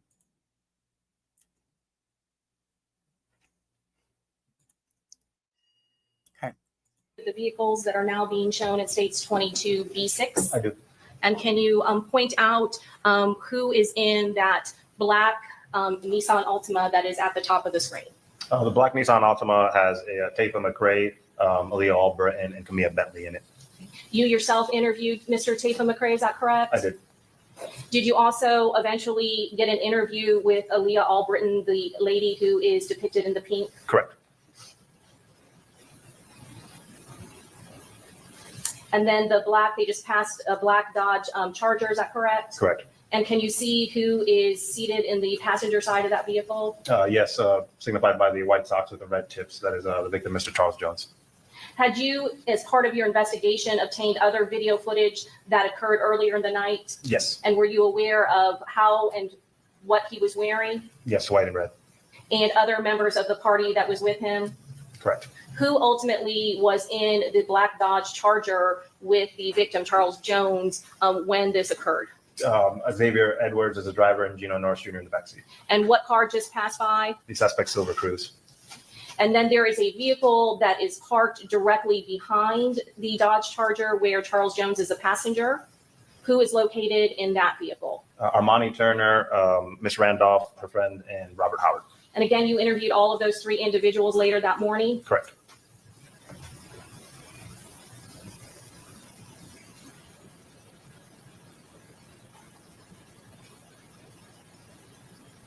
What's going on at this point in the video? The Cruz has now turned around and is headed back out the way it came in. And in any video footage, including this one, the Tesla and the surrounding cameras, had any, prior to that happening, anybody gotten out of that black Chevy Impala? No.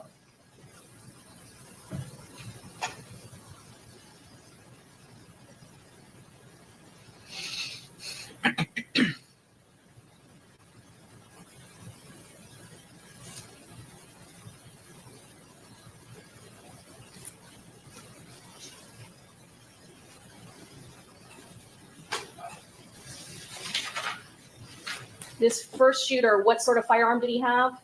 He had a pistol that was firing at a fully automatic rate. And what area was he specifically targeting? The windshield of the black Dodge Charger. all of the other vehicles with the victim, did they immediately leave? Yes. Did you put together a composite video that compiled all of the camera angles of the surrounding hotel and the Tesla and put them chronologically in time together? Yes.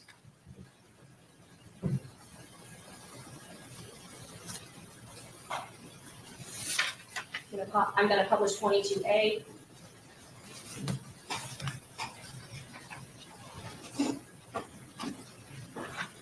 And sir, this is all put together in chronological time. Is that correct? Stitching together the various videos. Yeah, correct. The easier to follow. And what is being shown right there, what that car just passed? That's the Impala arriving into the Homes to Suites parking lot. And are you showing the path of travel of that black Chevy Impala? Correct. Driving northbound through the parking lot. And again, it has not passed in front of those victims' vehicles. Is that correct? Correct. And what is happening here? It arrived on the west side of the Homes to Suites and it's turning around.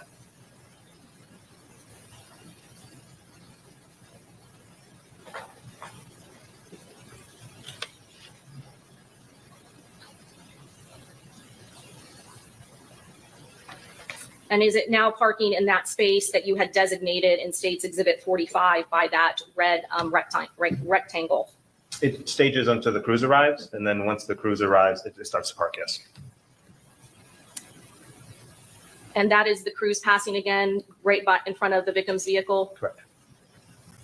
And where is the black Chevy Impala at this point? The Impala is passing in front of the Tesla with the cruise right behind it.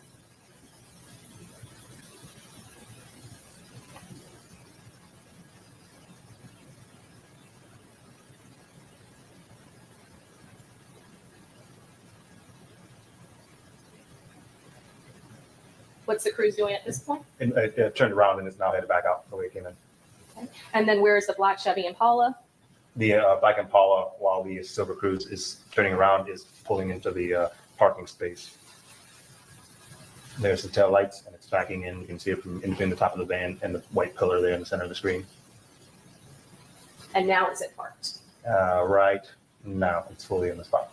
And that is the spot that you designated on your diagram, is that correct? With a red block, yes. And what is happening with the silver Chevy Cruze? The cruise is driving out the way it came in, passing the victim's location.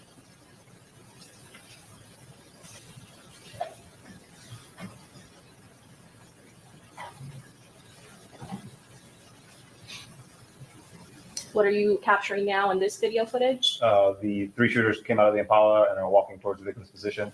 This is them passing the Tesla, various angles.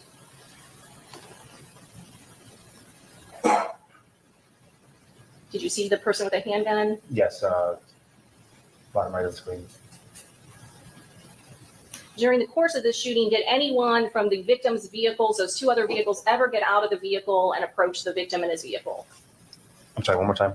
Did any of the victims in those two vehicles that fled, the Nissan Altima and the Hyundai, did any of them get out of those vehicles before fleeing? No.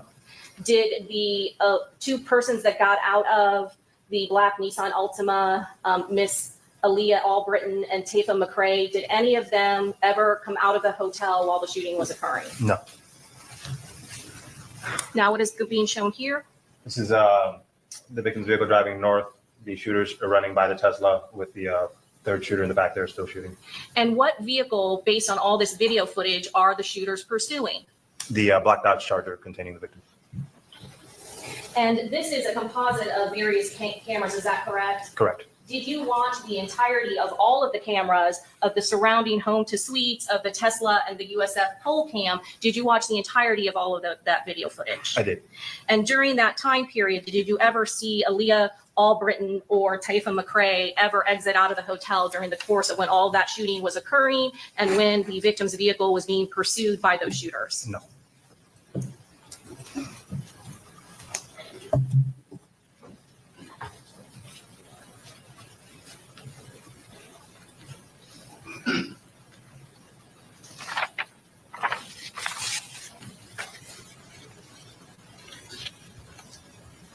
At some point, did you have other detectives in the homicide department locate video footage from where the victims were earlier in the night? Yes. You said that you had conducted interviews of Miss Armani Turner, is that correct? Correct. Robert Howard, Correct. as well as Ms. Randolph. During your investigation, were you trying to establish a timeline of where the victim had been prior to coming to Home to Suites and trying to investigate the perpetrators of this crime? Yes. Were there 2 other locations that you were aware of that the victim had been? Yes. And what were those 2 locations? Those 2 locations were prior to Homes to Suites. It was a after hours nightclub called Truth 18, and then before Truth 18, the first club that the victim went to was a strip club, Teasers Gentlemen's Club. And did you also look at the victim Charles Jones' Instagram feed to see if he had posted anything on that day, September 22nd, leading up to September 23rd, 2024, in the early morning hours? I did. You specifically looked at his Instagram feed? Yes, his stories feed. And when you were looking at his stories feed on Instagram, is there, at that time, do you actually record that? Yeah, I screen recorded it and then documented everything I observed. You know, excuse me, my voice again. Forrest, the thing I was thinking when I seen that, again, that goes back to what we were talking about earlier with the advancement of technology, that we can even sit here and watch this. You know, I never ever thought that I would sit and watch a trial on my computer. And the fact that they have these videos and that there is cameras out there that catches this stuff in 4K visibility, and we can transport it through this crazy thing we call the internet, you know, and see this for our own 2 eyes, with our own 2 eyes. And exactly, it's hard to argue with a video that clear. I mean, it's there. How are you going to deny this? How? I mean, and the technology is just amazing. Why did you screen record it? Because the story feeds on Instagram, they basically delete after 24 hours. So I was afraid that if I didn't memorialize them, within 24 hours, they would be lost. I'm going to show you I what's didn't been know that. already introduced into evidence. I don't States use Instagram. 95A.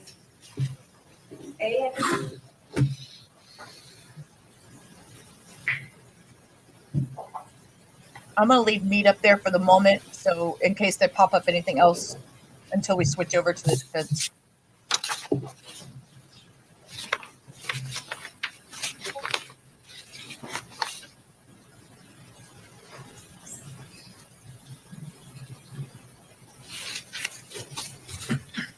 She looks so bored.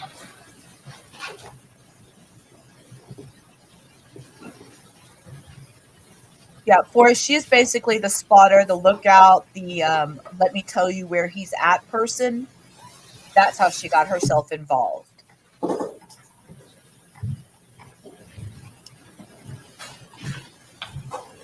Oh, I have no idea, Forrest. I don't have Instagram. I mean, I have an Instagram account. My husband uses it. I don't know any. I don't even. He sends me things that I don't even know. I don't use the Instagram. I know they do that like with Snapchat, but I don't know.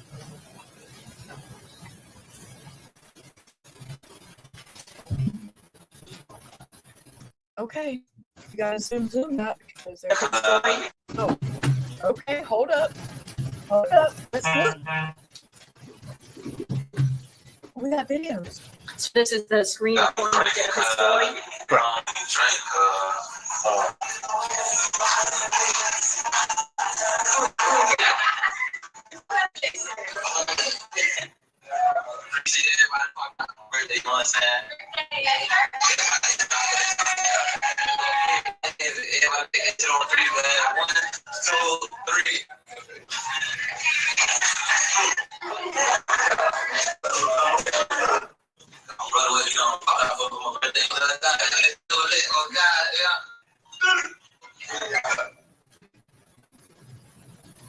Okay. Alicia, Did you confirm that he had been at Airbnb earlier? Ma'am, I was reading that. Hold up. It says police shut us down and cooked us out Airbnb. That's a crazy work. Okay. So Instagram story. Wait, why is this thing not? StreamYard. Don't screw with me today, StreamYard. There we go.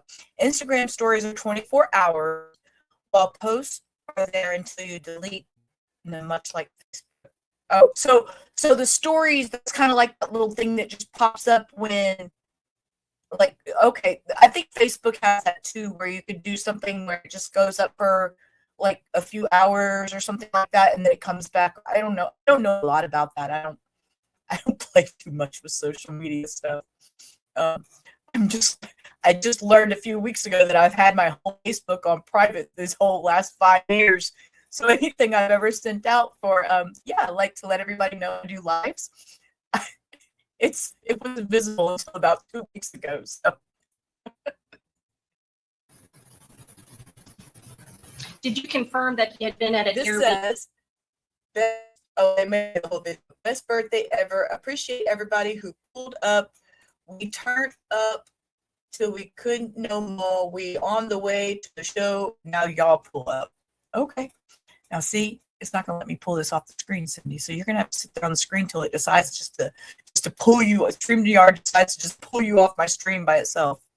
Indeed, earlier on September 22nd of 2017.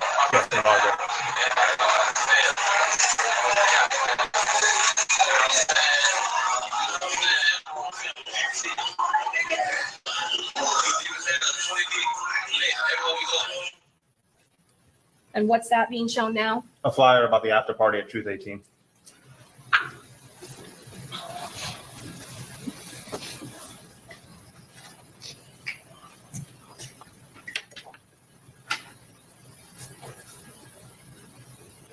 I'm going to show you it's already in evidence 95C1.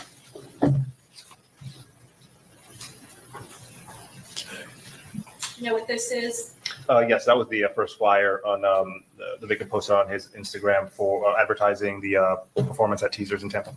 Does it give a date and time when he's going to be there? Yes, on the top left, June 22nd, and the top right time, 8 p.m. to 3 a.m.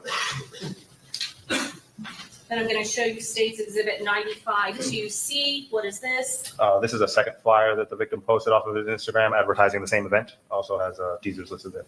Okay. And is the date again listed on that when he's going to be there? Correct, June 22nd. Does it also list that it's going to be his birthday on that day? Yes.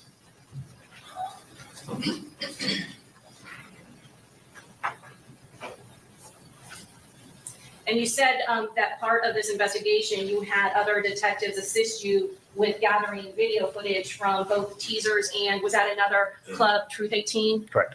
Approximately what time did the victim and his entourage go to teasers? Teasers approximately 2:26 a.m. on the 23rd. And approximately what time did the victim go to Truth 18 with all of his friends and the other people in his party? Arriving into the parking lot approximately 3, going up the steps around 3:15.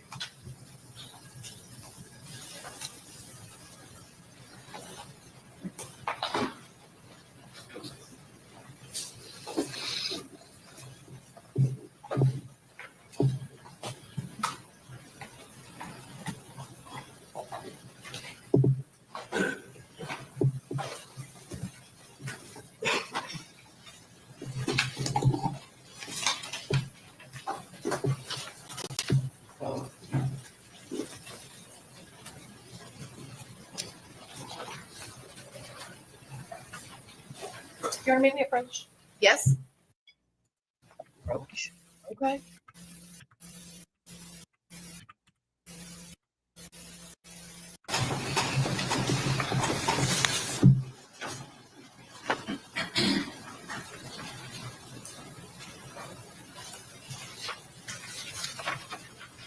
This time we've introduced into evidence States Exhibit 39 and 40.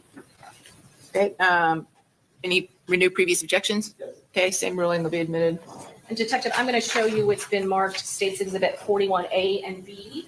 Do you recognize this DVD? Did I ask you to take a look at it and then make your initials on it prior to coming to court today? Yes, ma'am. And do you recognize your initials and the day that you signed it? I do, ma'am. And does this CD States Exhibits number 41A through B Does that contain a fair and accurate depiction of the events that occurred at Teasers nightclub on June 23rd of 2024? Yes, ma'am.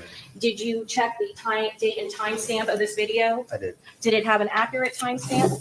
No, I did not. How much was the video off from the real time? 7 minutes and 23 seconds. And how did you determine that it was off 7 minutes and how many seconds, sir? 23. 23 seconds. How did you determine that? I personally pulled this video myself, so it would be, I would go on time.gov on one of my devices and compare it to the live view timestamp to see the difference. Your Honor, at this time, we'd also introduce into evidence States Exhibit 41A through B. Any objection? Okay, admitted.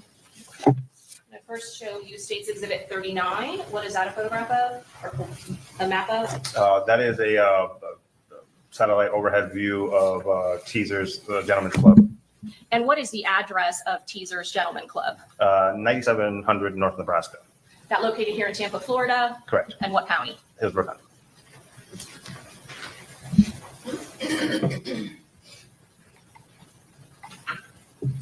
It's going to publish 41A through B.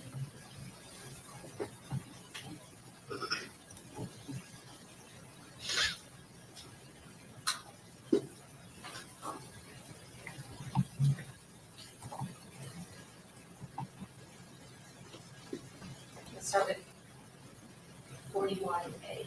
Did you do a composite that merged two different cameras? Correct. And where are the cameras located at Teasers nightclub? They have two on the front, one on the west side of the building and one on the north side of the building that basically capture 3/4 of the building.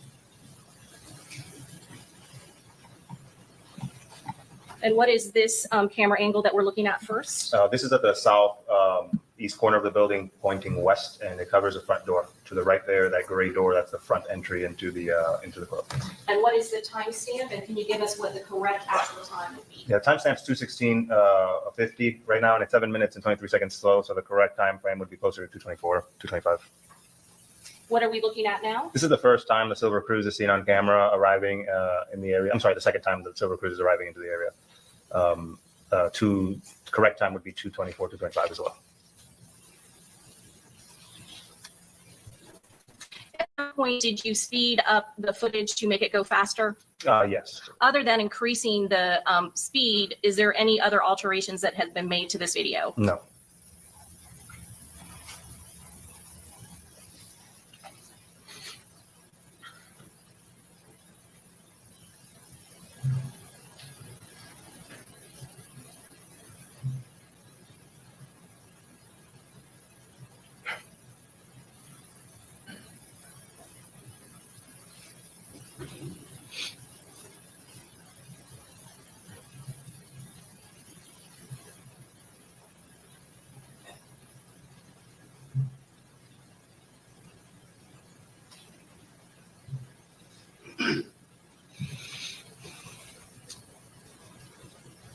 Detective Ramos, what's happening at this point in the video? Top right there from the Silver Cruise, we see defendant Isaiah Chance exit the driver's side and co-defendant Alicia Andrews exit the front passenger seat, and they are now walking through the parking lot together.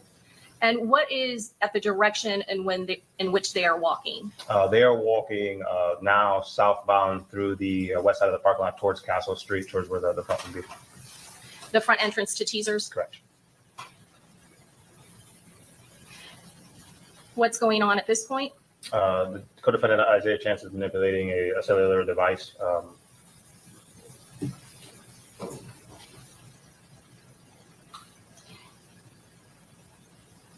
Later on in your investigation, did you determine whose cellular device he was manipulating? Yes, that of co-defendant Alicia Andrews. Is that a device that he was just shown holding up to his ear or his face? Yeah, he appears to be holding it up to his mouth area.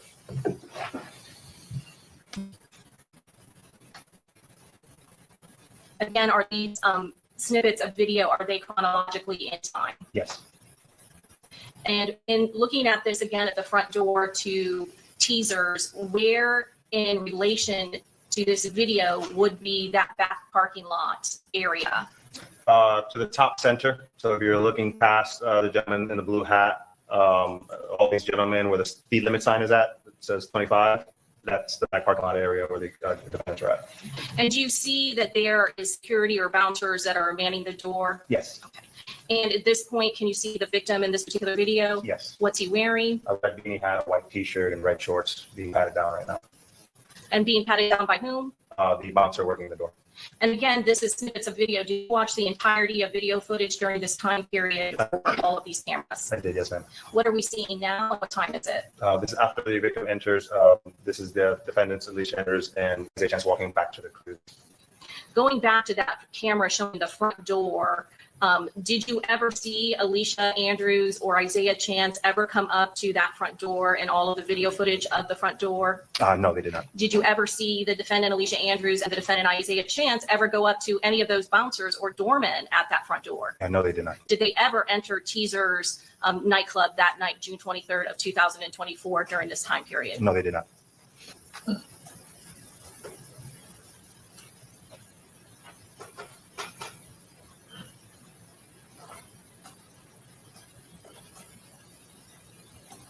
They're putting a nice little bow on this. What's going on at this point? The Silver Cruise is leaving the parking lot. And what are we seeing in this clip of the front door again? This is fast forwarded now approximately 20-30 minutes when the victim's exiting. At this point, had we ever seen the black Chevy Impala that we had seen connected with the 3 shooters at Home to Suites? Not up to this point. And again, this is earlier in the night than when the Home to Suites video was shown. Is that correct? Correct. What are we seeing now? Now we're seeing in the top right corner, we're seeing the black Impala for the first time in the teaser's cameras. It's arriving in the parking lot around the same time that the victim is exiting out of the front door. And at this point, had the silver Chevy Cruze already came and parked, went up to the area around the door, and then gone back into the vehicle and left? Correct. What's being seen in this angle? This is another angle of that black Impala there in the top right, circling the parking lot and making its way back out onto Castle to the front of the club. With all this video, how can they deny anything? With all this stitched together in black and white, how are you going What to can you deny see it? now? The black Impala is now traveling on Castle, and it's at this point it's stopped directly in front of the Charger. So the victim's vehicle, the Charger, is now closely connected to where that black Chevy Impala is. Is that correct? Yes.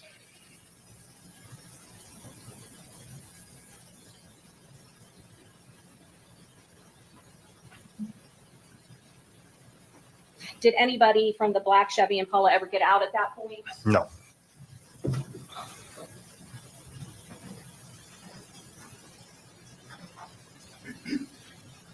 And you watched all of the video footage from all of those angles, various angles around Teasers, the parking lot, the front entrance? I did.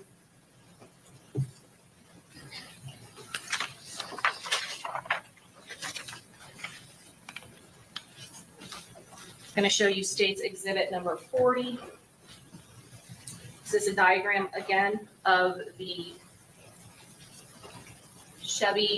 the victim's vehicles, as well as the arrival of the black Chevy Impala and the silver Chevy Cruze. Correct. Can you explain the diagram and what the arrows and the rectangles mean in this diagram?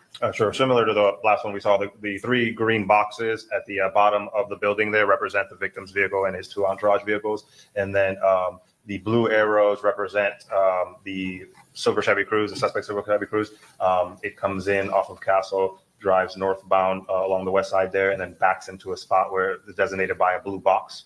As we saw in the video, 2 people, co-defendants, Isaiah Chance and the defendant, Alicia Andrews, get out of the vehicle. Those are the blue dots representing their walk path. At some point, they align with the south of the building there and then walk back towards the vehicle. And then they drive out onto Castle, onto Nebraska. As the victim is exiting, we see the red arrows represent the path of travel for the suspect black Impala. It arrives southbound on Nebraska, makes a right into the north side of the parking lot there, drives around the parking lot, comes out onto Castle, at one point positioning itself directly in front of the victim's Dodge Charger on Castle. Approximately what time is the victim's party arriving, the victim in the Dodge Charger and the 2 other vehicles in his party? Approximately what time does it get to Teasers? The victim's Dodge Charger arrives in between 2:22 to 2:26 time frame. I believe one of the other vehicles arrived a little bit earlier, around 1:41. And then approximately what time does the silver Chevy Cruze with Alicia Andrews and Isaiah Chance arrive at Teasers? In the general area, approximately 215. We first see it on camera at 217, and then when it does the motion where it parks, it's 224. And that's 2:15, 2:17 a.m. of June 23rd of 2024. Correct. And then approximately what time does the silver Chevy Cruze leave? Approximately 2:31. And approximately what time does the black Chevy Impala arrive at this location, this area? Approximately 2:55. What time does the victim's vehicle leave? Around that same time, 2:55. Now, you said that this had been the second time that the silver Chevy Cruze had been in the area. How Correct. do you know that? I watched all of the footage. And at some point, did you also review the cell site location information of Sean Gathright for his phone? Correct. Did you do cell phone mapping of Sean Gathright's phone? I did. And based on the cell site mapping of Sean Gathright's phone, had he, whether or not in a black Impala or silver Chevy Cruze, had he been to this location, Twizzlers off of Nebraska Avenue, earlier in the evening on June 22nd of 2024? Yes. When did his cell phone show to be in the vicinity of this Twizzlers nightclub on June 22nd of 2024? Approximately 10:30 p.m. And how long was it in this area, this vicinity? Approximately 30 minutes. I'm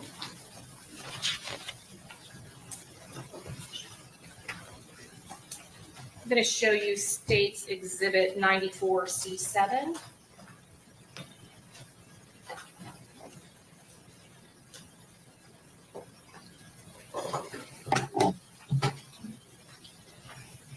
This is a celebrate extraction from Sean Gathright's phone. Do you see that? Yes. And can you tell us what time is being shown at the timestamp over here? In number one is 6:22:24 at 2:55 p.m. And number two is 6:22:24 at 10:03 p.m. Oh, actually, I meant to go Yeah. to two. I apologize. No problem. Is this what you were referring? Yes, this is so the time frame between 10 and 10:30 that his device was in the vicinity of Twizzlers Club was 6:22:24. Yes.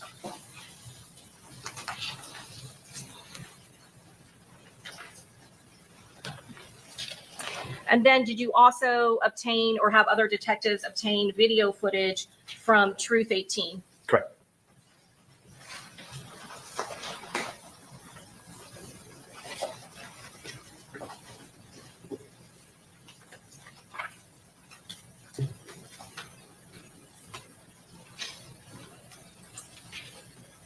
I'm going to show you what's been marked for identification States Exhibit 42.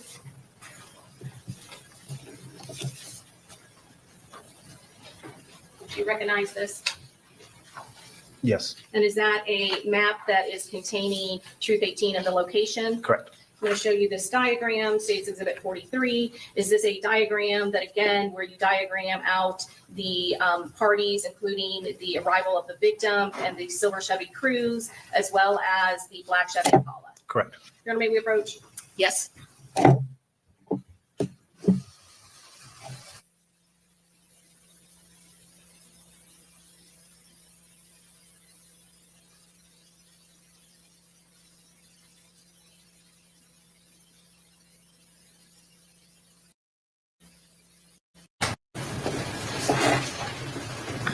Detective, I'm going to show you States Exhibit 44. You previously looked at this video of Truth 18. Yes.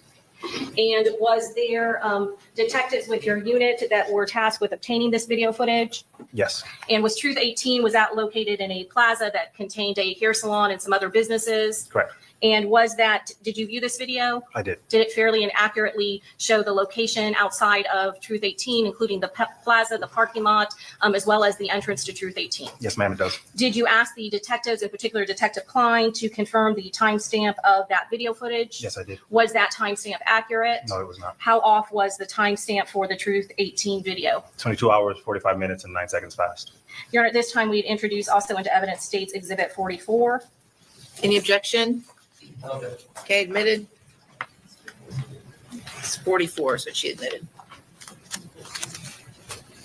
I'm assuming she's going to. Detective, what is located in States Exhibit 42? This is a satellite overhead image of the Truth 18 Plaza on the south side of the road there, bottom left. What is the physical address of Truth 18? 4819 East Bush Boulevard. Is that located here in Tampa, Florida? It is. What county is it located in? Hillsborough. And can you tell us where is the entrance of, or where is Truth 18 located in this photo? You want to point it out for us? Yeah, it's this two-story building there at the bottom left of the screen, signified by the red dot, and Truth 18 is on the second floor of that building. Okay. And do the cameras that are located in the strip plaza, does it show the parking lot to Truth 18 as well as the stairwell that leads up to where Truth 18, the entrance is on the second floor? Correct.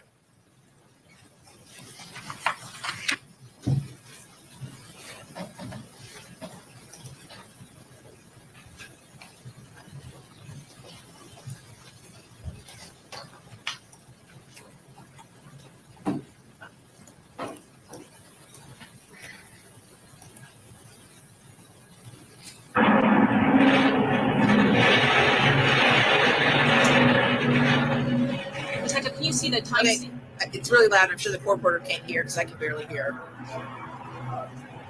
I just pause it momentarily, get the volume down.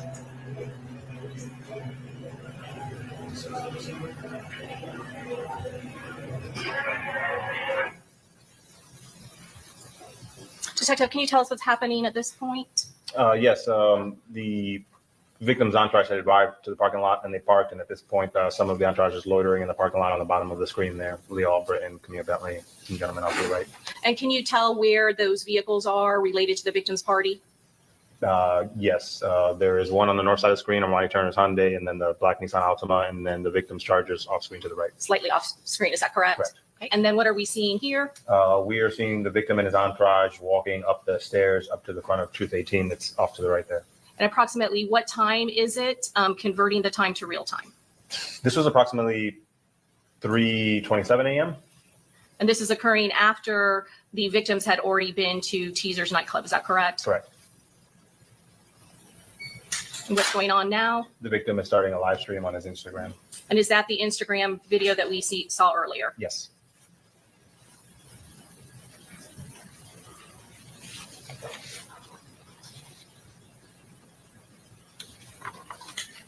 What's being viewed now on the video? This is a recording of that Instagram live stream that he posted on his stories.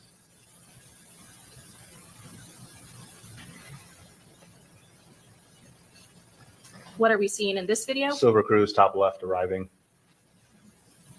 And what can we see here? The Silver Cruise, the bottom wheelbase of it just made a right onto the street to the east of the Truth 18 Plaza.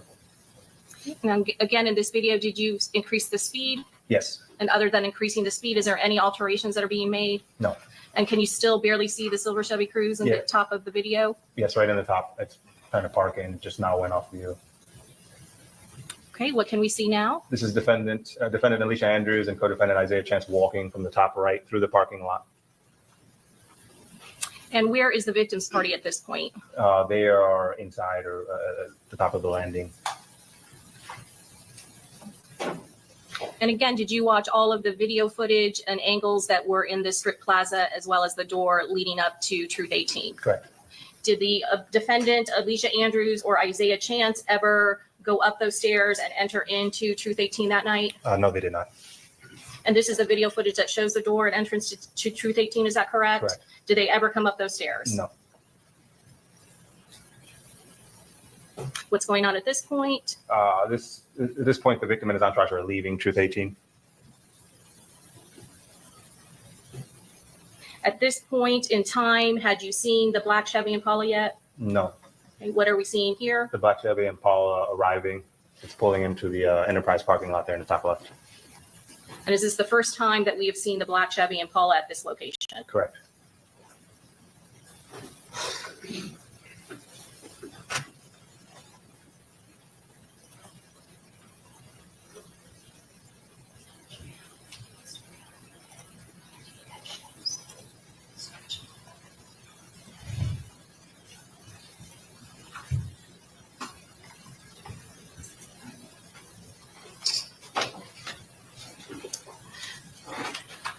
Detective, can you still see where the black Chevy Impala is at this point? Yeah, it just backed out of a spot and it's now driving out onto a bush.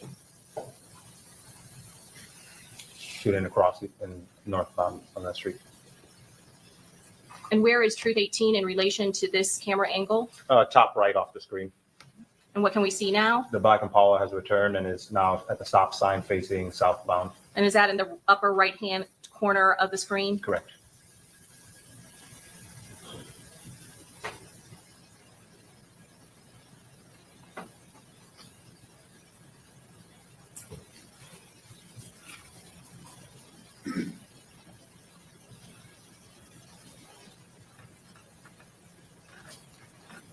What are we seeing in this video screen? This is from the first floor, pointing northeast. At the very top center of the screen is actually that intersection where the Impala ultimately stops at the stop sign. But these are the victims' entourage going to their vehicles. Okay. Can you get up and kind of point where that intersection is, just so the jury knows where to look? Sure. That's that stairwell I kept talking about that looked like all those videos were coming from. Or that still picture looked like this video.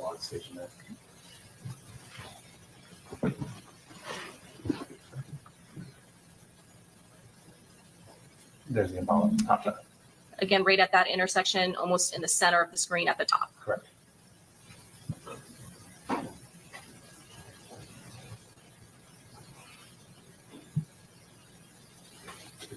Hey, vamos. How are you?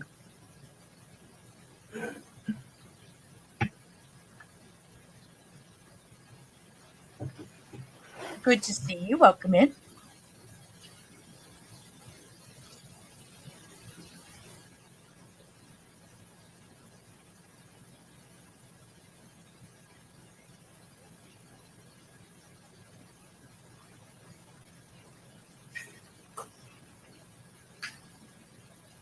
Yeah, see, this is that stairwell that we kept seeing videos of. And not videos, but the still pictures that they were showing earlier. I'm good. I'm good. Okay, what are we seeing here? The victim and his entourage originally went east in the parking lot. They made a U-turn and came back west. So what we're seeing them is now coming back. This is safe from the Fraser Ultima. They're going to come out of the parking lot, go onto Bush, where they can only make a right to go east. And in the top left of the screen, you'll see a left turn lane. They'll get into that left turn lane so they can make a U-turn to go back west on Bush towards McKinley. There's the victim's Charger in the turn lane, followed by Armani Turner's Nissan Altima making the U-turn. And then What vehicles? Nissan Altima. Okay.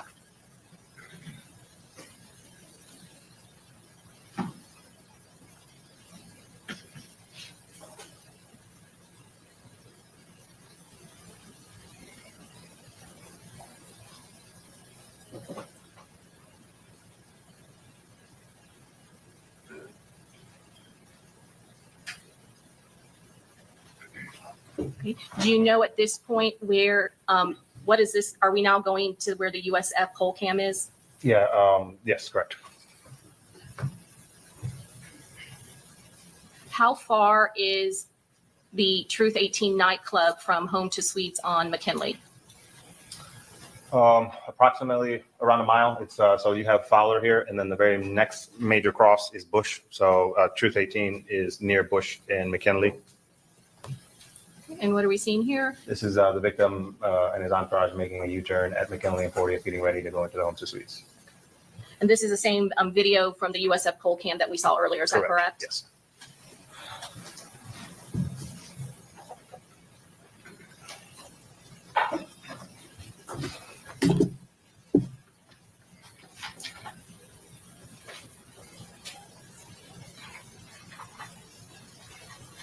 I'm going to show you State 40 into evidence 75C6 from the iCloud, Apple iCloud of the defendant, Alicia Andrews. Do you recognize this? Yes, I do. And this was a screenshot that was recovered from her iCloud. What is this?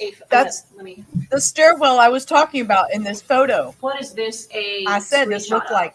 So this is a screenshot of the camera pointing at the front of Truth 18, the two-story building with the lit up top portion there being the club. In viewing the video footage from Truth 18 and the parking lot, did you see this gentleman in that coverage? Yeah, I was able to align the video footage and saw where that gentleman was walking through the parking lot to get the time of when this photo was captured. Okay, and what was the approximate time of that? It was in the time frame that Alicia Andrews and Isaiah Chance were there for a little bit after 4 a.m. And this would have been taken from her device, is that correct? Correct. And it is pointing in the direction, is this up here? What is this area? So that's the top of the stairs where the victim came up. That's that area there. And can you see that there are actually people up in that area at that time? Yes. And when you compared it to the video footage of the parking lot where you saw this gentleman, where was the victim's party at this time? Most of them were inside. And how close in time was it to when the victim and his party went up those stairs and entered into Truth 18? Approximately 10, 15 minutes.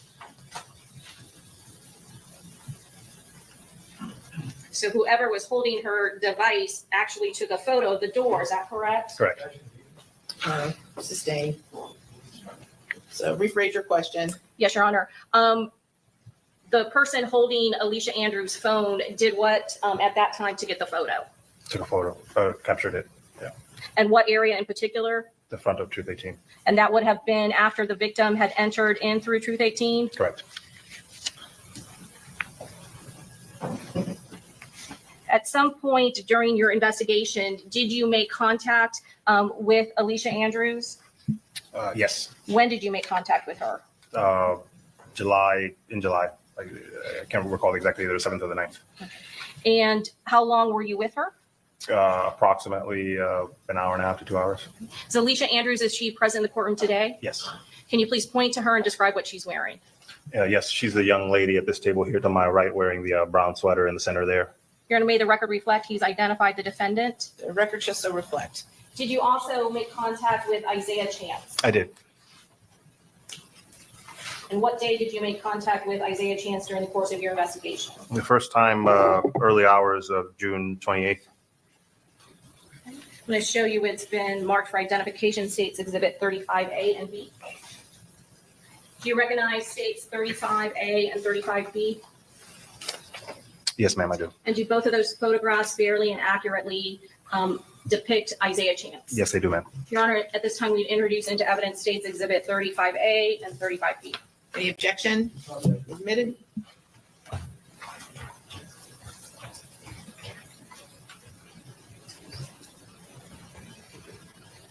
Detective, who is depicted in 35A? This is co-defendant Isaiah Chance. I'm going to show you 35B, who's depicted in 35B. Again, co-defendant Isaiah Chance. And where does 35B come from? This is from a Ring camera located at the Airbnb that the defendant stayed at during their time in Tampa. You said that they stayed at a Tampa Airbnb, is that correct? Correct. What is the address of that Airbnb? Can I reflect? It's Gazebo Pond Lane. I don't know the exact numerical though. Yes, if it'll help refresh your recollection. Please. 3703 Gazebo Pond Drive, Unit 1202. That located here in Tampa, Florida? Yes. What county? Hillsborough. How far is this Airbnb from Twizzlers nightclub? Approximately a couple miles. How far is this Tampa Airbnb at 3703 Gazebo Lane, Tampa, Florida from Truth 18? Approximately 1 mile. How did you determine that the defendants were staying at this Tampa Airbnb? From evidence extracted from co-defendant Rashad Murphy's phone. I'm going to ask you about Mr. Murphy's phone, but at some point you had said that he was stopped in Gwinnett County. Is that correct? Correct. And you were alerted by the Georgia authorities that both he as well as the Silver Chevy Cruise were taken into custody in Gwinnett County, Georgia. Is that correct? Correct. And can you refresh my refresh the jury's recollection? When did that occur? That happened the early morning hours of June 26, 3 days after the homicide.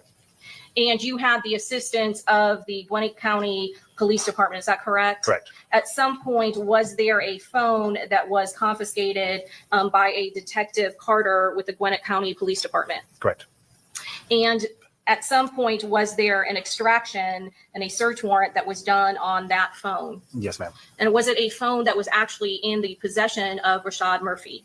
Correct. And what is your understanding as to the ownership of that particular phone that was taken into custody by Detective Carter? It's a phone that him and his girlfriend Charmaine Steiger mutually share. And you said that there was an extraction that was done. Is that correct? Correct. And part of that extraction was that information that was collected by Detective Carter. Was that relayed to you? Yes, it was. And in it, was there a message between that phone and a person named Anthony who owned an Airbnb in Tampa. Correct.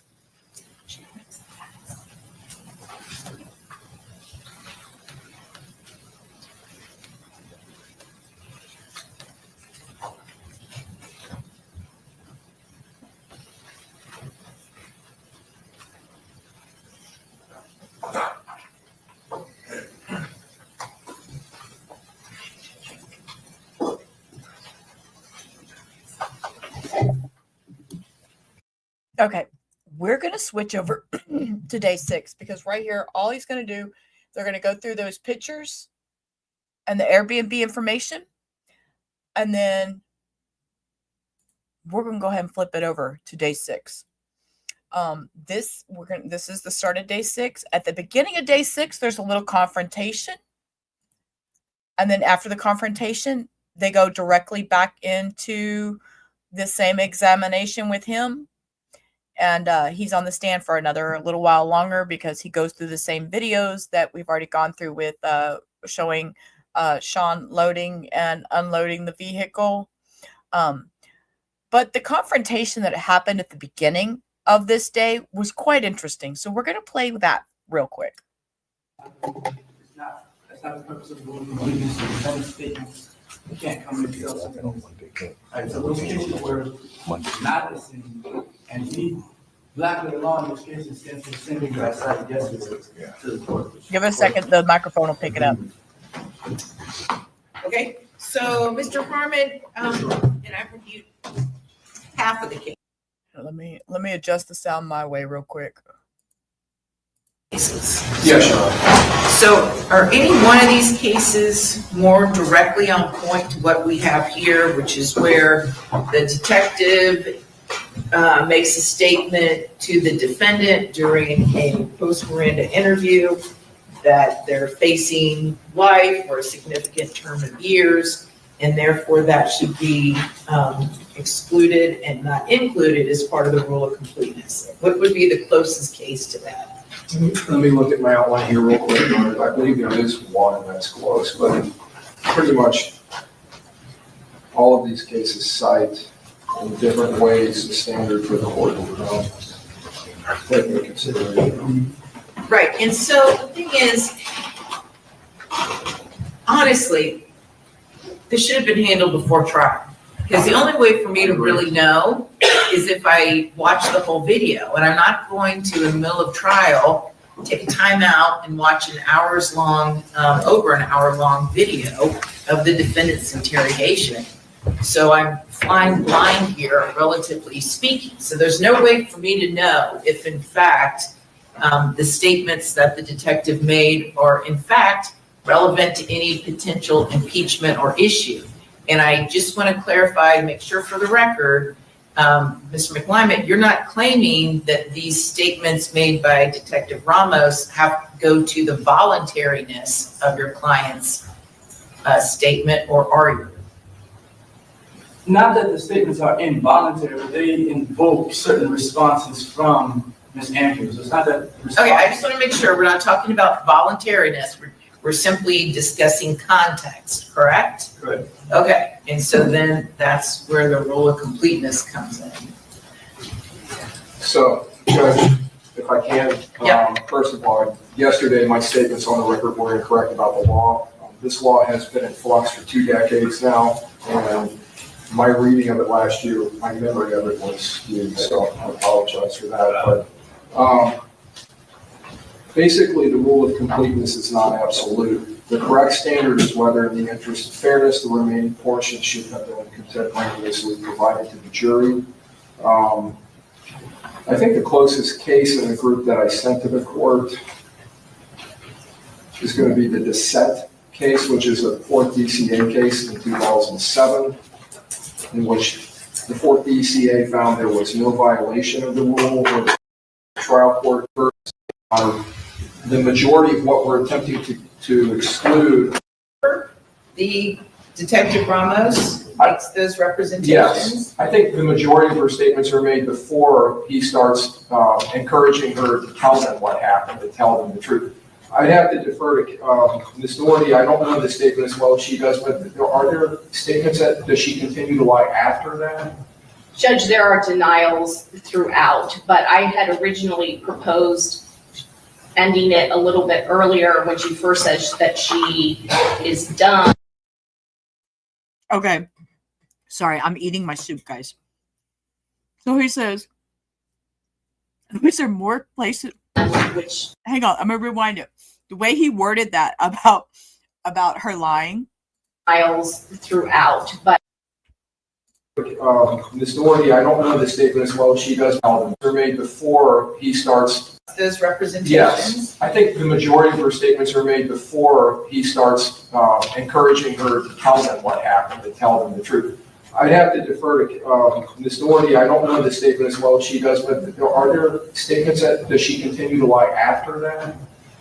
Y'all hear that? Does she continue to lie after? Sir, she's sitting in front of you. Let's be kind about it or something. I don't know. Does she continue to lie? Sir, I was like shocked when I heard that. Judge, there are denials throughout. There are denials. But I had originally proposed ending it a little bit earlier when she first says that she is done, which puts it, almost chops it in half. But there were still statements prior to that. But I think defense counsel wanted it all in until the very last point where she says she wants an attorney.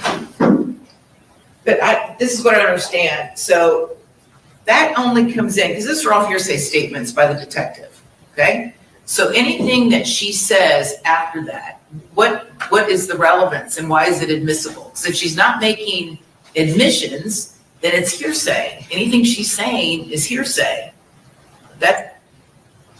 I'm failing to see why, if she doesn't say anything that the state's intending to introduce after the detective makes those representations to her, then why are we showing it at all to the jury? Well, prior to him doing that, she makes several statements that are inculpatory. Okay, well, that's different. And she makes denials in situations where a person, the state would suggest to the jury that it's innocent, would not make, and obviously are inculpatory because they're false, and obviously false and be proven false. So she does make statements to the detective after he tells her all these things about prison and her sentence. Is that what you're telling me?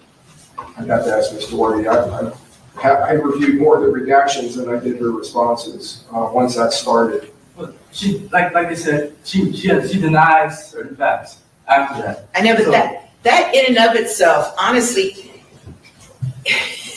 that's hearsay, honestly. Only admissions or statements against interest come in a interview. But it is against her interest if they're gonna get on the stand, put Ramos on the stand and say, at this point, she's lying, right?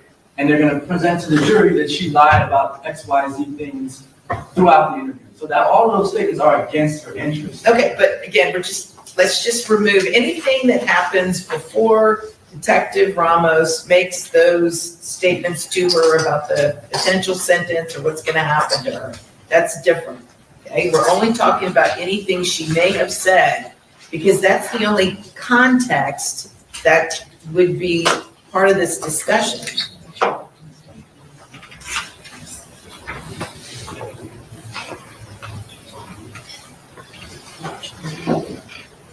They start talking right here.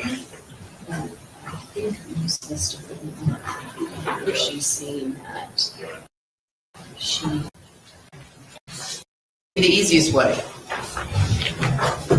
So that'll be cutting the interview short, Judge. So what? That happens all the time. Right, but you're cutting the interview, you're showing half the jury, half the. I know, but the rule of completeness is only necessary to bring in any other statements if it needs to give context to something.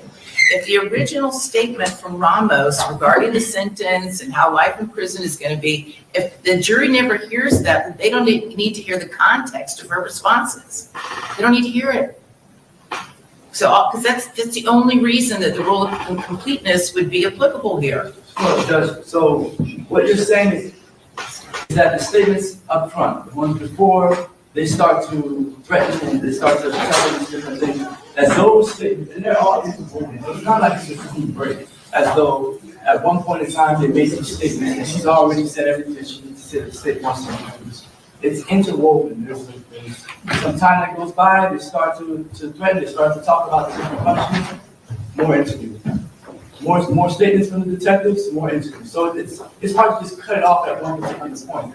Like you said, if this was an issue that the state saw, this is a motion that the state should have filed prior to the trial. We filed our motion to suppress last year, December, on this issue. And I was under the understanding that at 1:22, that's when the interrogation cuts off, because that is when she invokes. So outside of that, like right now, without actually going through line by line, minute by minute, and not being able to tell you, this is when they say this is when she says that, it is just piecemeal. And if the state wants it out, they should have done it beforehand. Not like right in the middle of trial, right before the detective gets on the stand, in the middle of his testimony. I have been, since the first trial, discussing potential redactions with them and have gotten no response. I have brought this up, no, I can show emails where I have brought it up multiple times before the first trial, and then I readdressed it before this trial where I proposed and went line by line and sent them a highlighted version of what I believe should come out, including stopping it early. So I definitely have been waiting for their response and their communication. It has included coming into this trial where I, again, asked a couple of times that we needed to address this or we have to bring it in front of the judge. Well, the story, then you should have brought it before the judge. If you weren't getting anywhere, you should have filed a motion in limine to address this. Because again, there's no way for me to know until I sit down and watch that video. There's no way for me to know the context. I have no way, no way. And I'm not gonna do it in the middle of trial, I'm not. So I really don't know what else I can tell you all. It doesn't seem to me, and I repeat this, if there's no admissible evidence, meaning inculpatory statements that she makes after, or anything you're gonna use against her, after Detective Ramos makes his statements to her, I don't think any of that should come in at all, at all. It's not relevant. Well, just in a review of it, apparently there is some things that she does say after he starts. That you wish to use. Yes. Against her. Yes, that we would suggest are very incriminating. Okay. So then at this point, I'm inclined just to give a limited instruction. Just remind the jury that anything Detective Ramos says, his opinions are just that. They're not necessary. They're not true. They're not to take it as true. So at this point, I don't know what else to do other than that. Okay? I absolutely love this judge.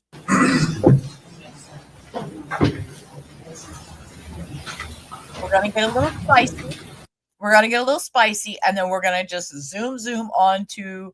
We're gonna skip some of this stuff, and we're gonna go straight to her her interview in the interrogation room because I'm ready to get there.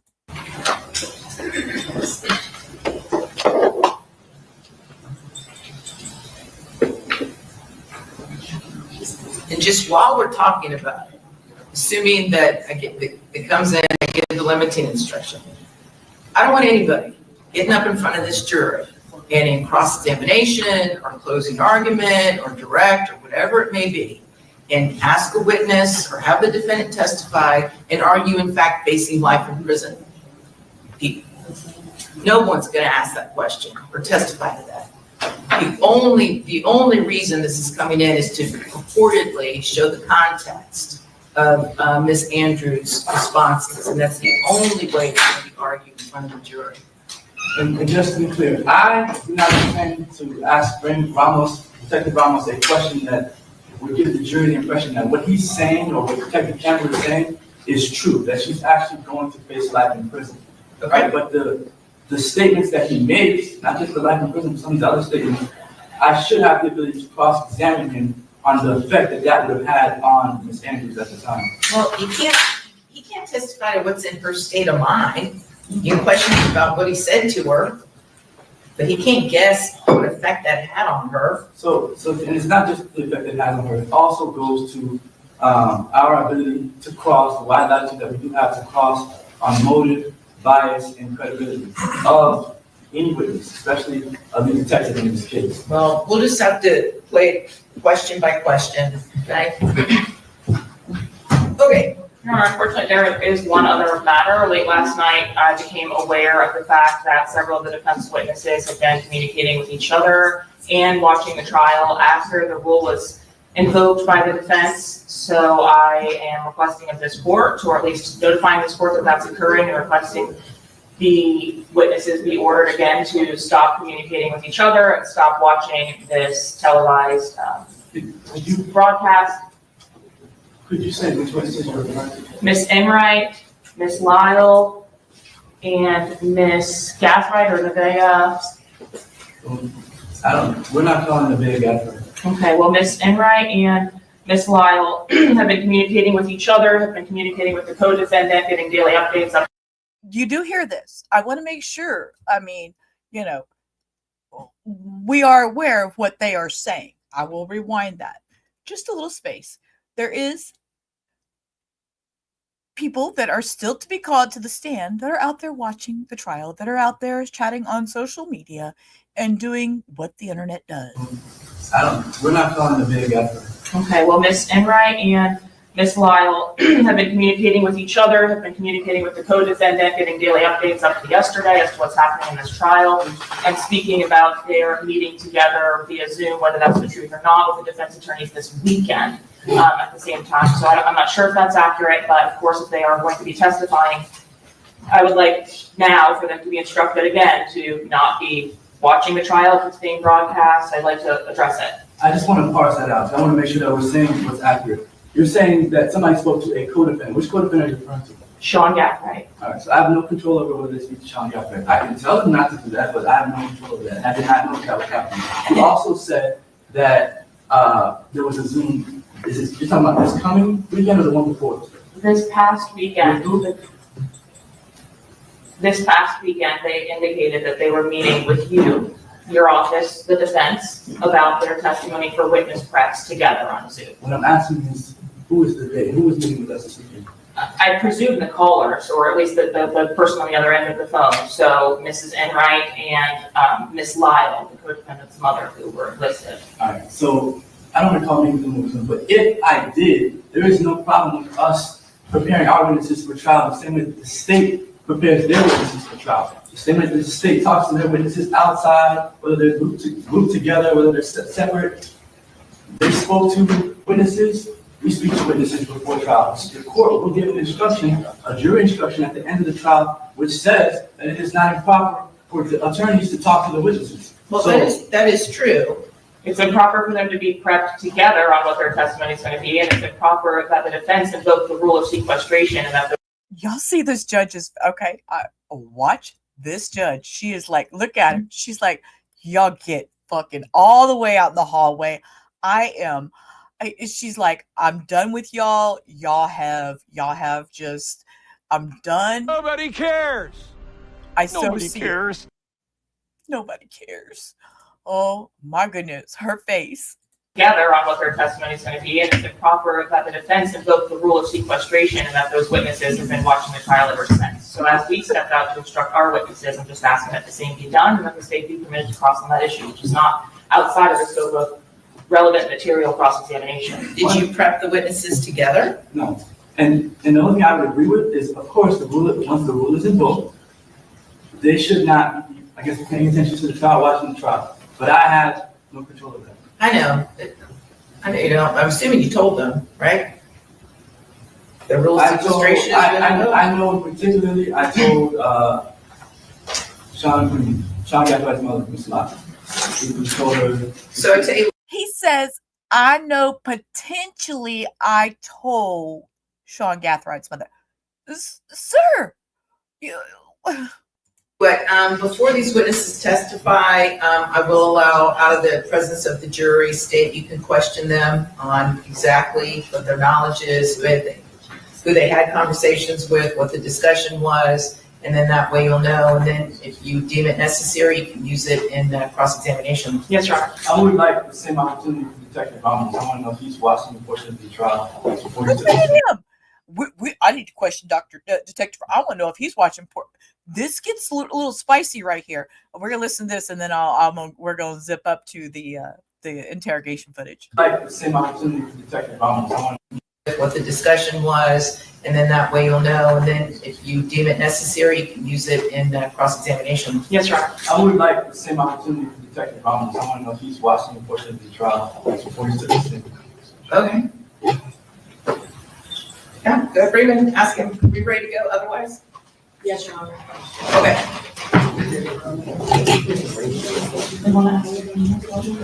Oh, yes, and there's a, when Detective Ramos begins, I think we're getting into the testimony regarding the Uber driver. The first question I'll ask, because we were talking about the Uber driver, is what his name is, and we do not want that broadcast. And then I will just refer to him as the Uber driver. Okay, very good, very good. The last thing I think is something we gotta be careful about phone numbers. So I'll tell you right now, there's been phone numbers that people have had to change. Well, listen, here's the thing. There are material facts in this case regarding phone numbers and emails and physical addresses.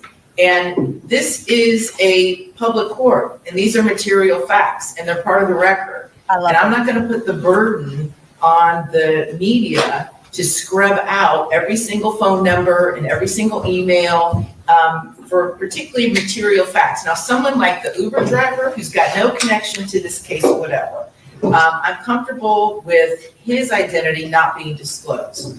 So if they are individuals with addresses and emails and phone numbers that are of material relevance to this case, I'm not gonna order that they be scrubbed.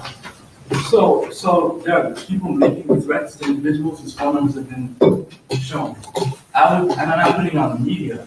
I would just ask the state knows that they're going to introduce or publish information on the screen that the media is watching, that at least we somehow talk about that beforehand, and we can either put a sticky over the number or something. It's not like they're showing the number and they're connecting it to some piece of evidence. It's just on the screen. Okay, well, you guys have to make specific objections and then let me know ahead of time. Okay, I'm not just gonna have a general blanket rule that the media can't broadcast what's happening in here. This is a public forum. Anybody in the public can come in here and watch this trial and see the evidence. So if there is specific confidential information that you don't want broadcast, you need to identify it, then we need to discuss it. But specifically with regards to the name of the Uber driver, I am going to allow the state to refer to him as the Uber driver. There's really no reason that person's identity needs to be disclosed during the course of the trial. Okay. Judge, if I could ask, Detective Ramos is our last witness, and assuming we finish him in the next 2 hours, what is the defendant's lineup of witnesses, so we know for preparation, since we've accommodated them throughout this trial and this? I don't have a problem doing that. We did that the other day. But you're saying your direct is going to be 2 hours, or you're talking about? We still have probably a couple of hours, yes. So yeah, I mean, this afternoon, we have witnesses that will be here at 1. That is. Okay. So we have Joel Jordan, Jakayla, I'm not sure, Robinson, for sure, and Robert Howard. Tomorrow It's fixing to get a morning, little 9 crazy. a.m., we have Thomas Pullen. Look, the judge's face. Thomas Pullen, our cell phone expert. Now, can I ask about Mr. Pullen? We were provided with cell phone tracking by him involving the defendant's phone. In deposition a couple of months ago, he told us that he's been asked to do the co-defendant's phones, and we've been asking for that all the way up to the day the trial started. Counsel's one response to Ms. Doherty was she was repeating herself and that it's not important to him, and if it gets excluded, it gets excluded. So I don't know at this point, are you using anything in addition to what we've been provided? If so, I'd like to have this for his cross-examination. It's not one response. It's several emails back and forth, and Ms. Doherty and I were on Zoom together discussing this issue, or on the phone, one of the two. So that's a misrepresentation. In addition to that, there are maps that he said he would create for the other individual. He didn't know that she talked to him, and he just asked her, and she's like, yeah. That's Like timing maps, so it showed the trajectory of where they were at certain particular points in time during the course of this conspiracy. He didn't create the maps, and so we're not using the maps. So whatever he's testifying to comes from the evidence, comes from the cell phone extractions. I know, but if it's an expert opinion, specifically, is he going to testify to anything regarding the cell phones of the co-defendants?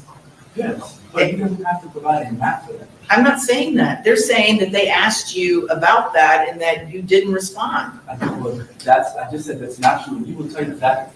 He didn't say that I did not respond. He said I responded one time. That's not true. I responded a few times back and forth. That conversation was just about whether I was going to produce these interactive maps. And I told him I don't have them. Did you depose him? I did, Your Honor, and I asked him if he had developed any further opinions or other work to let us know so we could take that position of him.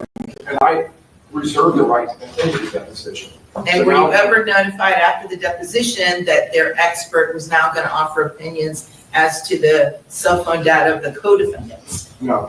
Until today? No. The middle of trial? Yes. Well, there's a difference between him offering an opinion. Listen, we're not going to, listen, we got to get going. We'll cross that bridge at a later date. State you need to file whatever appropriate motion you deem necessary. Your Honor, one other thing before we bring the jury in.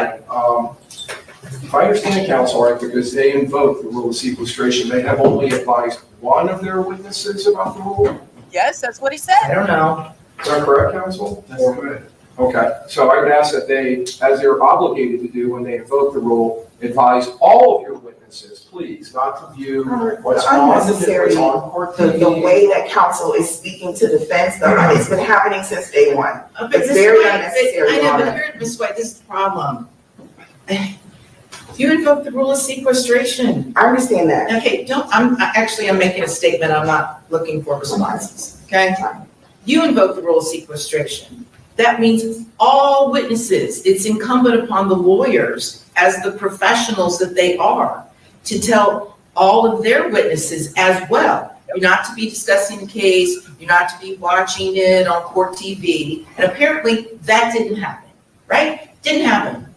Inexcusable. Well, Your Honor, inexcusable. If I may respond, we are professionals, just like every other attorney in this courtroom. The bigger point that I was making is that the way that Mr. Harmon has been speaking to this side of the table is unprofessional, it's disrespectful. He's done it in front of a jury as well, and there has not been any attempt by the court to intervene in that. So I want to make sure it's on the record that it's inappropriate. The rising tone is unnecessary, and it's disrespectful, and it's inappropriate. This is why everything that's happened in this trial is on the record. Everything's been videotaped. The conduct of everybody involved, okay?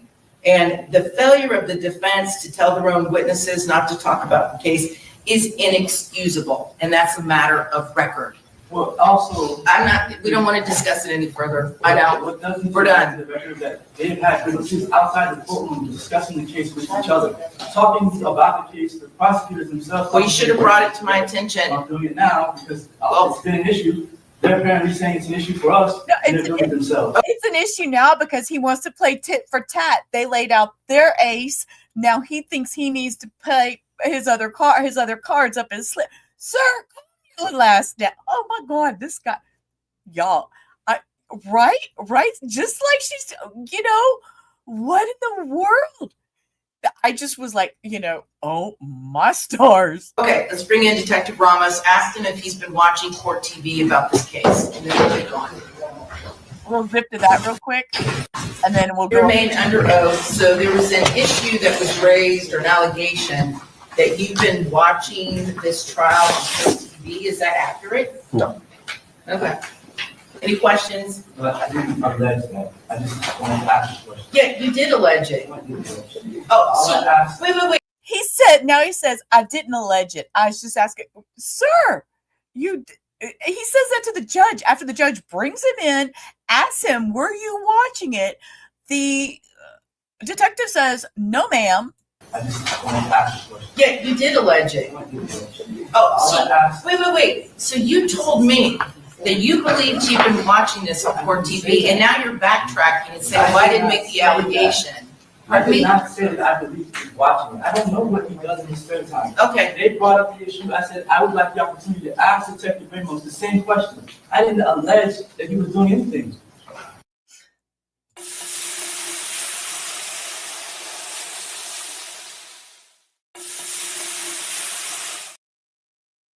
It's always a fun time in the Rubber Ramada reviews room. okay, so you just said no. Any questions? No, I mean, you've asked the question. I thought I was going to ask the question, but he said no, that's it. I mean, Okay, very good. Let's go. All right. Okay, we're going to zip down here to the interrogation because we don't need to see all this. I'm interested in the interrogation because that is one of my favorite things. We always like a little spice, right? Probably want to see, and I'm willing to be as open can need be to to skip. show you everything. There was dead air, so I was trying to move it forward when they opened the door. Okay, well, just play the whole thing. Oh, okay. Judge says, just play the dead air at all. Play the whole thing. I may have to move a little ball forward that way, so hold your horses. Information is not going right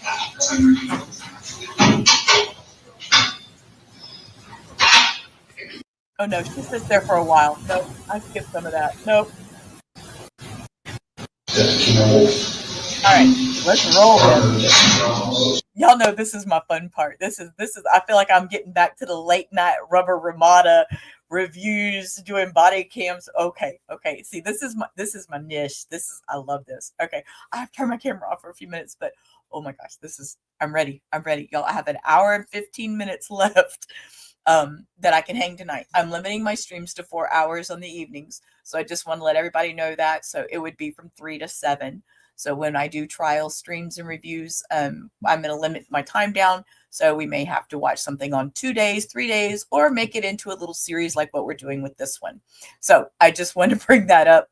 My time frame will be more set, and we will know that I will be here from 3 in the afternoon till 7 in the evening, Monday through Thursday.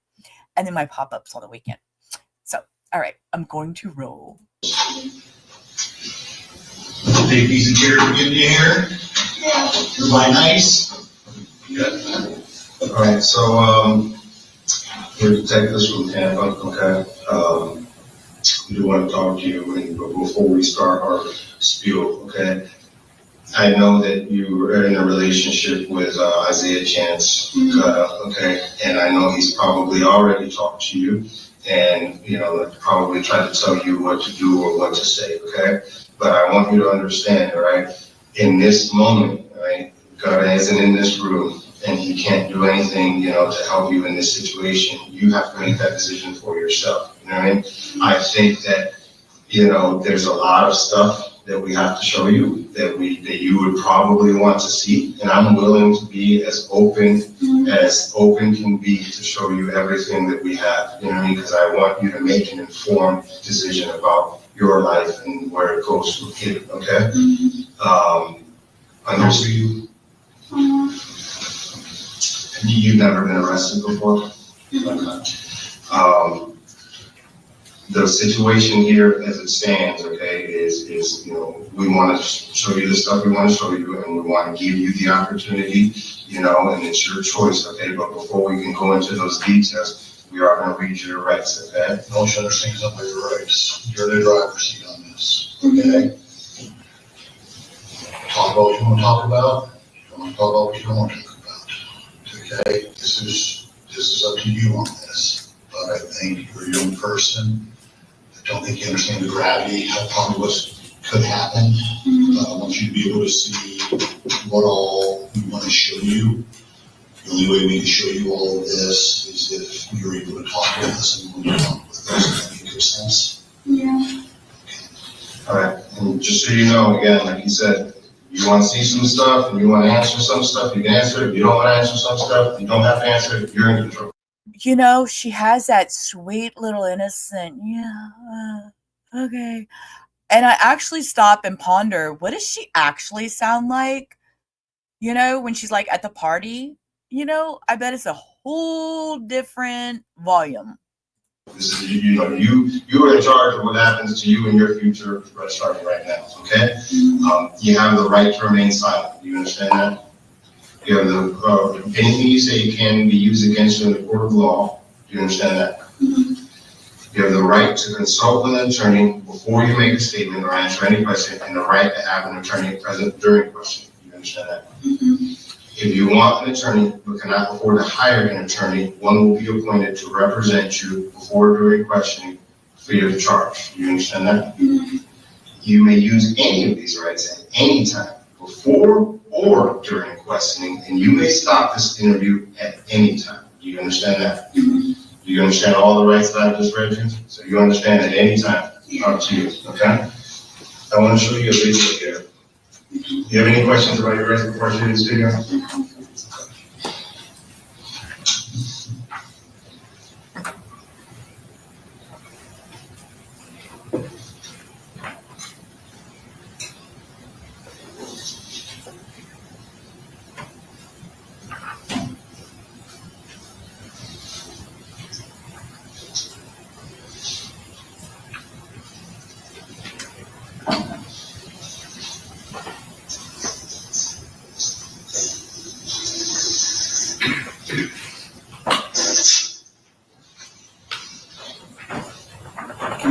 Can you see that?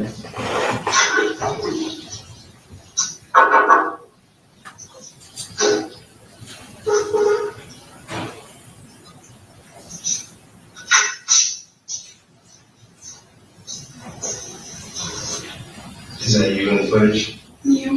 Okay, can you tell us what's going on here? Waiting out the door. Okay, where are you at in this video? I see. You remember what time you were in? Yeah, Tim. Can you tell us what you're doing down there for that? Here's to be honest. I had to wait to remember what to before it, so he asked if I was Who's he? my boyfriend. Got it? Yeah. Well, he was on me. Okay, I'm going to boost the volume a little bit more so we can hear it a little louder. And I'm not going to be able to adjust that white noise in the background, but I want to be able to hear it just a little bit louder. Well, what do you call it? Is there any turn up the volume? I'm having trouble hearing. You don't walk, you never. Funny thing, the judge just said she's having trouble hearing, so I'm glad it wasn't just me. Let's see what the judge does. Let me turn this down a little bit because the judge just said that. Oh my gosh.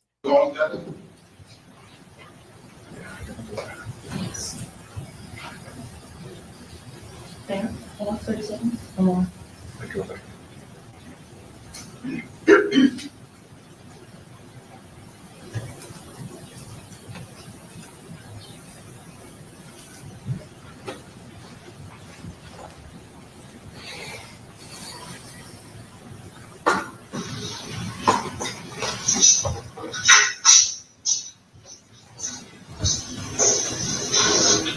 Is that you in the footage? Yeah.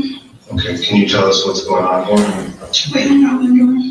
Okay, where are you at in this video? I see. You remember what time you were in? Yeah, Tim. Okay. Can you tell us what you're doing down there for that? Here's to be honest. I'm totally with you, Cindy. Kayla, I'm sorry, Muffins. It's okay. She's already said I could say her name if I wanted to. Muffins, my daughter, she knows better. Anybody with respect, anybody older than her, she always, yes, ma'am, no, ma'am, yes, sir, no, sir. And it's always, thank you very much. When whatever we're done with, and I still do it to this day.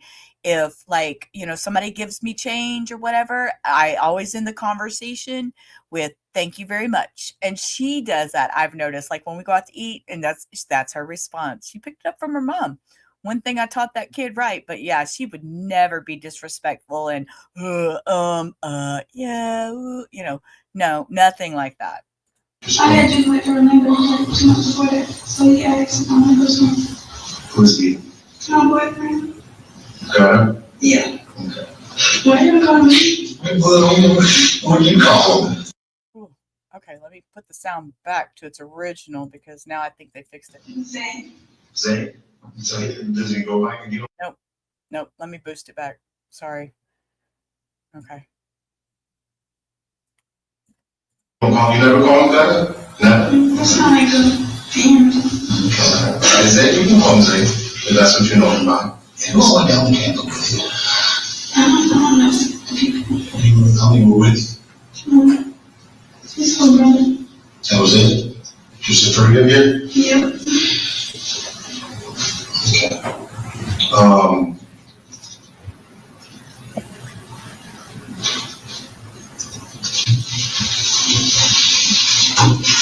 You remember going to McDonald's while you were in Tampa? I was hungry. You were hungry? Okay.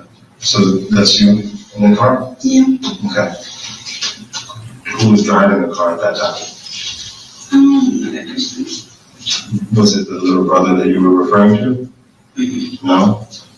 So you don't know this guy right here that's driving?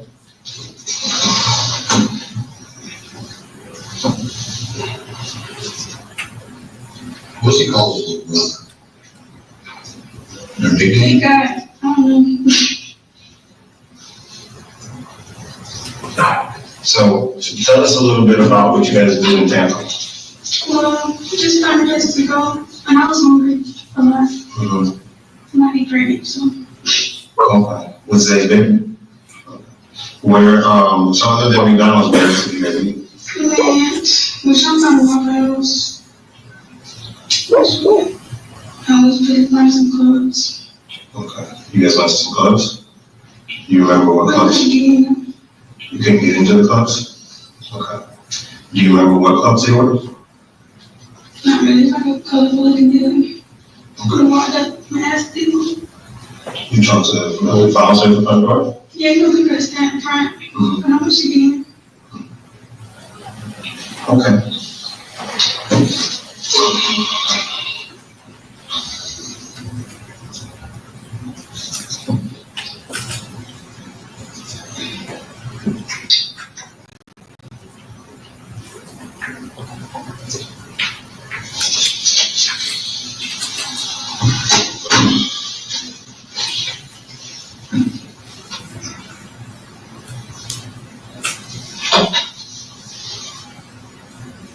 Is that one of the clubs you tried to get into? Is that you?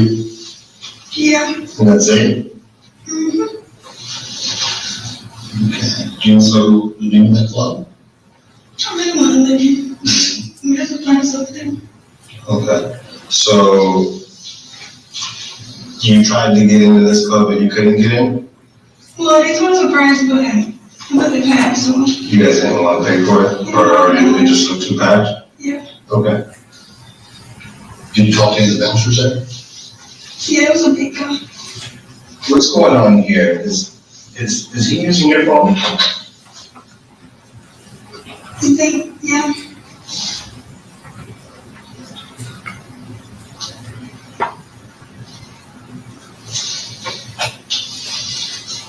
Can you tell me where you guys went after that? Looking for small places.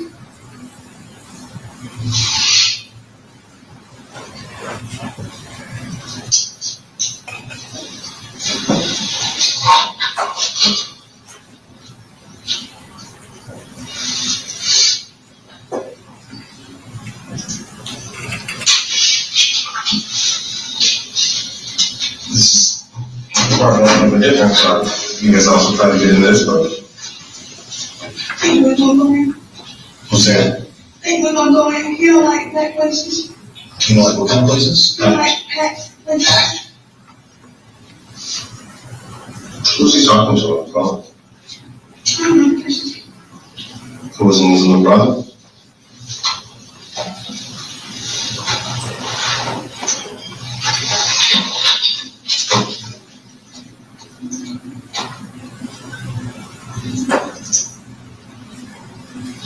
Just kind of refresh your memory a little bit. I think back to McDonald's, as the gentleman driving. You've never met him before? Was he at the Airbnb with you guys? How are you in a car with him and your boyfriend's not there? He was in the back seat? But it was for me mainly. I just wanted food. Okay, so how did this gentleman join you guys at some point in the evening? I didn't know, I just followed him with him. I don't know, did he come to the Airbnb? Did you guys pick this guy up somewhere? Was that silver car that you're in the drive-thru in, is that the car that you and Zay traveled down from Jacksonville in for the weekend? I don't think I don't know. You don't remember what vehicle you traveled down in from Jacksonville? Okay. I was following him. Ma'am, give him just a minute. He'll refresh your memory. Hold up. Ho, please. Ho. I want to tell her. I want to tell her. Ho, please.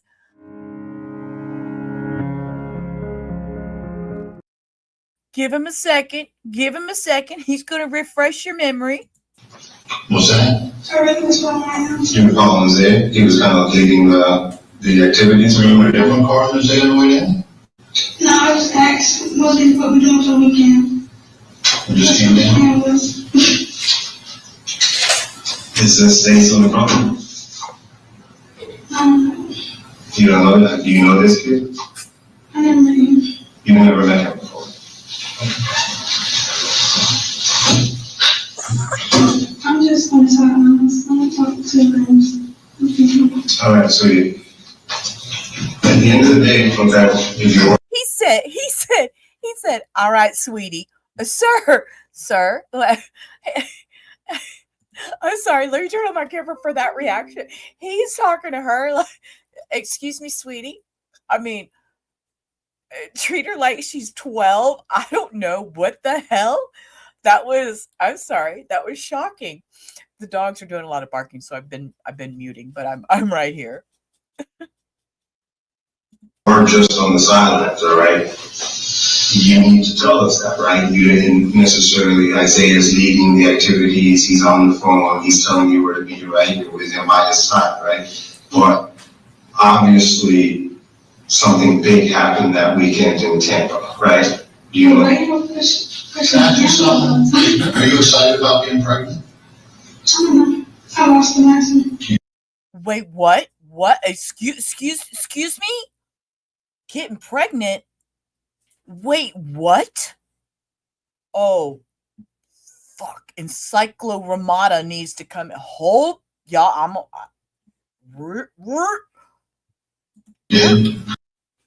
Yeah. And I wait, what? Weekend in Tampa, right? You know. Can I ask you something? Are you excited about being pregnant? Are you excited about getting?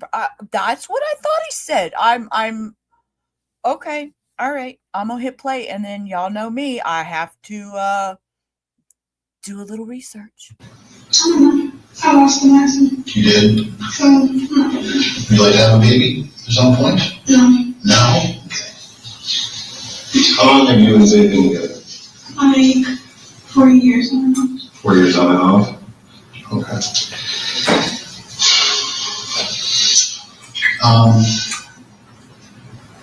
Do you know what happened in Tampa that weekend? Okay, here's the thing. I need you Everybody named police came to this night. Yeah, what did you hear? Like, Who died? supposed to be rapper. I mean, pretty famous, I'm sure you know his name. Oh, this is Here's the thing. What I need for you to be right now is very, very honest with me. Okay? You're 21 years old, correct? Yes. So your phone, it tracks you, right? You know that, right?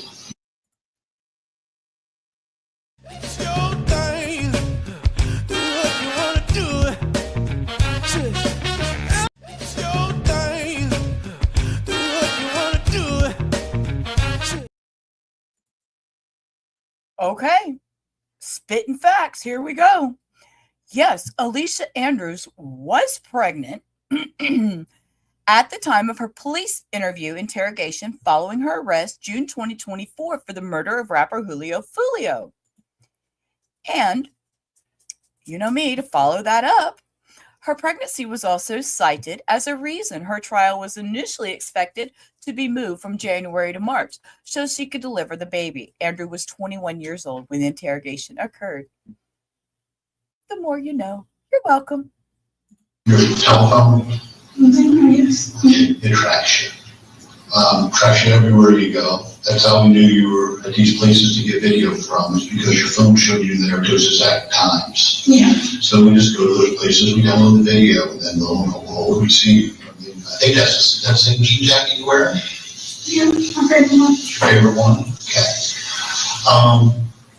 That's how we knew the Airbnb you were at. That's how we knew all those places you'd gone to, is because your cell phone was tracking you approximately every single minute with high accuracy. I don't think that was being. No, it's real. Yeah, your phone tracks you everywhere you go. I'm talking about, you said a B&B. Airbnb. Well, it was a B&B, actually, it's okay. You look at somebody's house, is what you're saying? Do you remember sending an Instagram message to somebody to rent an Airbnb for you guys down here? You don't? We did, and you sent a message from your phone. Oh, I know something. Yeah. Tell me what happened. Yeah, she do like half-offs and Airbnb. She does what? She does half-off. Like, you can rent something for half a price. Okay. Who did you send a message to? Do you remember? I don't know her name, it's a Instagram. Like, she do promos, she posts on Instagram. Okay. Did she end up booking the Airbnb that you guys stayed at? Do you know who booked it? Do you know who booked the Airbnb that you guys stayed at? I just asked, and when I was like, we're still going. Was the guy who was driving the cruise while you were at McDonald's, okay, who you hadn't met before, was he at the Airbnb when you guys left the Airbnb? You don't know? Like, I was there first. Like, I'm when you got the car. Okay. Like, I arrived. What car did you get into? You arrived? You arrived? Was it? I don't remember. Was it Uber? On the Uber app? I think so. Who booked that one? You were there? You probably did. I don't know this. Okay. And then you guys take that Uber to us? Look, I come. All the way back to Jacksonville? So you drove down in a car you don't remember, and then you took an Uber? I'll tell you, I follow him. Okay. All right. If you say go, I'm ready to go. And I was already ready to go in there. We kept arguing. Is this the gentleman that was driving the cruise at McDonald's? Yeah. He's going into the Airbnb at the same time that you guys are coming in and now getting ready to leave that room, right? Yeah. But I don't know. Do you remember any conversations with him at all? Did he introduce himself in any way? Street name? Talk about anything? No. You don't? No. No. Probably that once or twice, but I never said no.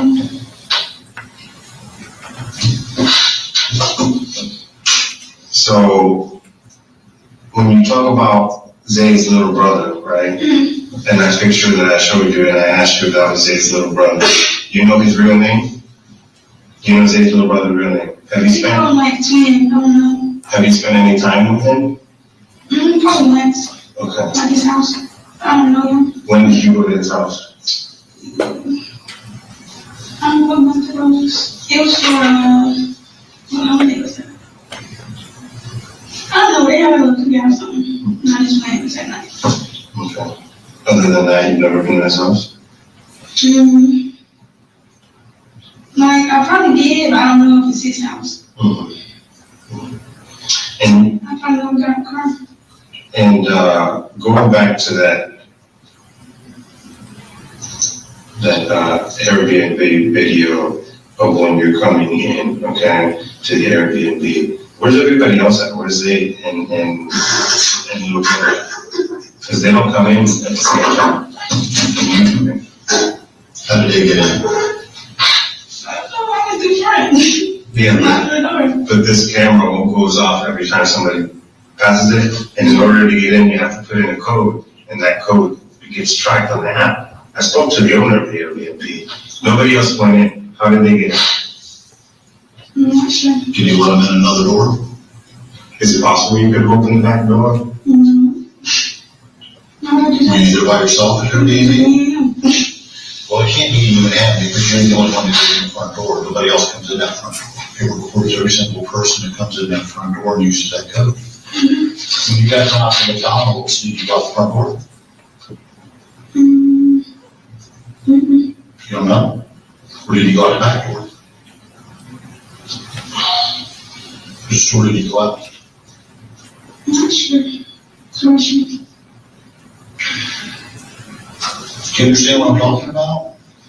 That you're the only one that went in the front door? Nobody else went in that front door? So how did they get inside if you were the only one that went in the front door? I did not. Huh? I don't know if I did not.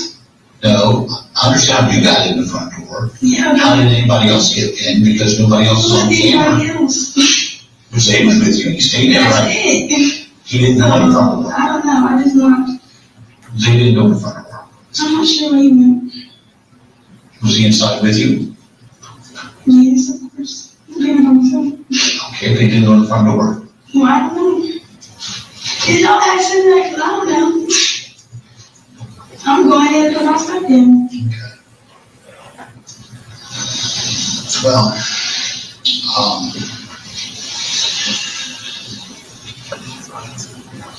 so you know your cell phone tracks up here, right? Mm-hmm.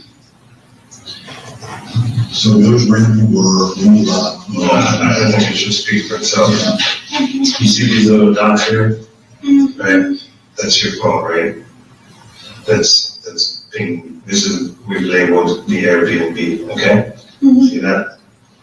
And every single minute, your phone is pinging off. You see all those little bubbles there? That's your phone pinging off, okay? That little yawn, that little, stop, girl.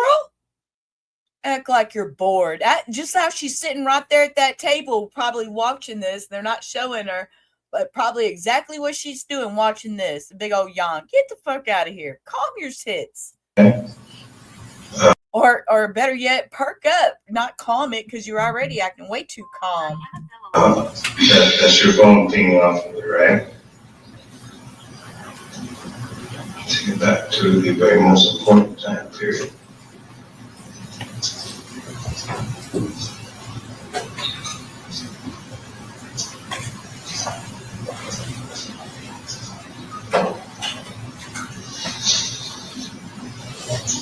So you arrived at the Airbnb around 8 p.m. and this is the Airbnb, and here we are at 8 p.m., okay?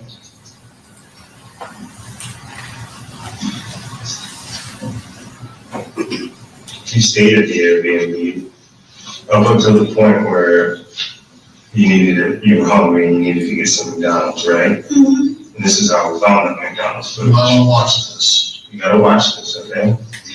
This is very important because you're gonna need this information for when you make a decision that you gotta make, okay? Mm-hmm. Then between 125 and 140, you head over to the McDonald's, right? That's how we knew where to look at the McDonald's. And then you go back to the Airbnb, okay? Mm-hmm. And then after the Airbnb, you head over to the first club, Teaser's Club. Do you know who else was at Teaser's Club while you were there? The rapper from Jacksonville, Julio, that died in Tampa, right? He was at Teaser's as well. And we have him on footage at Teaser's. After he leaves Teaser's, no, that's fine. You gotta watch this because you gotta know, okay?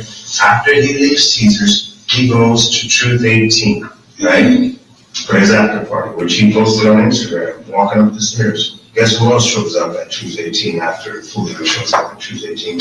You show up at Truth 18. It wasn't it crowded, so. Okay, no, but there's one place that wasn't a club, right? So there's one place that wasn't a club that you have to come up with a reason why you were there. It's a hotel where Julio was shot and killed at. I never stayed at a hotel. No, you didn't stay. We know you didn't stay at that hotel. We know you didn't stay at that hotel. You went to the parking lot. But you were at the hotel where Julio was murdered at the exact same time that he was murdered. Okay? So the reason we're showing. No, listen, this is the time where we're gonna. I understand this is, I want to make it, because you've never been arrested before, right? And you might not understand the gravity of the situation you're in, okay? Are you're familiar with Zay's old friend Tilly that was shot and killed?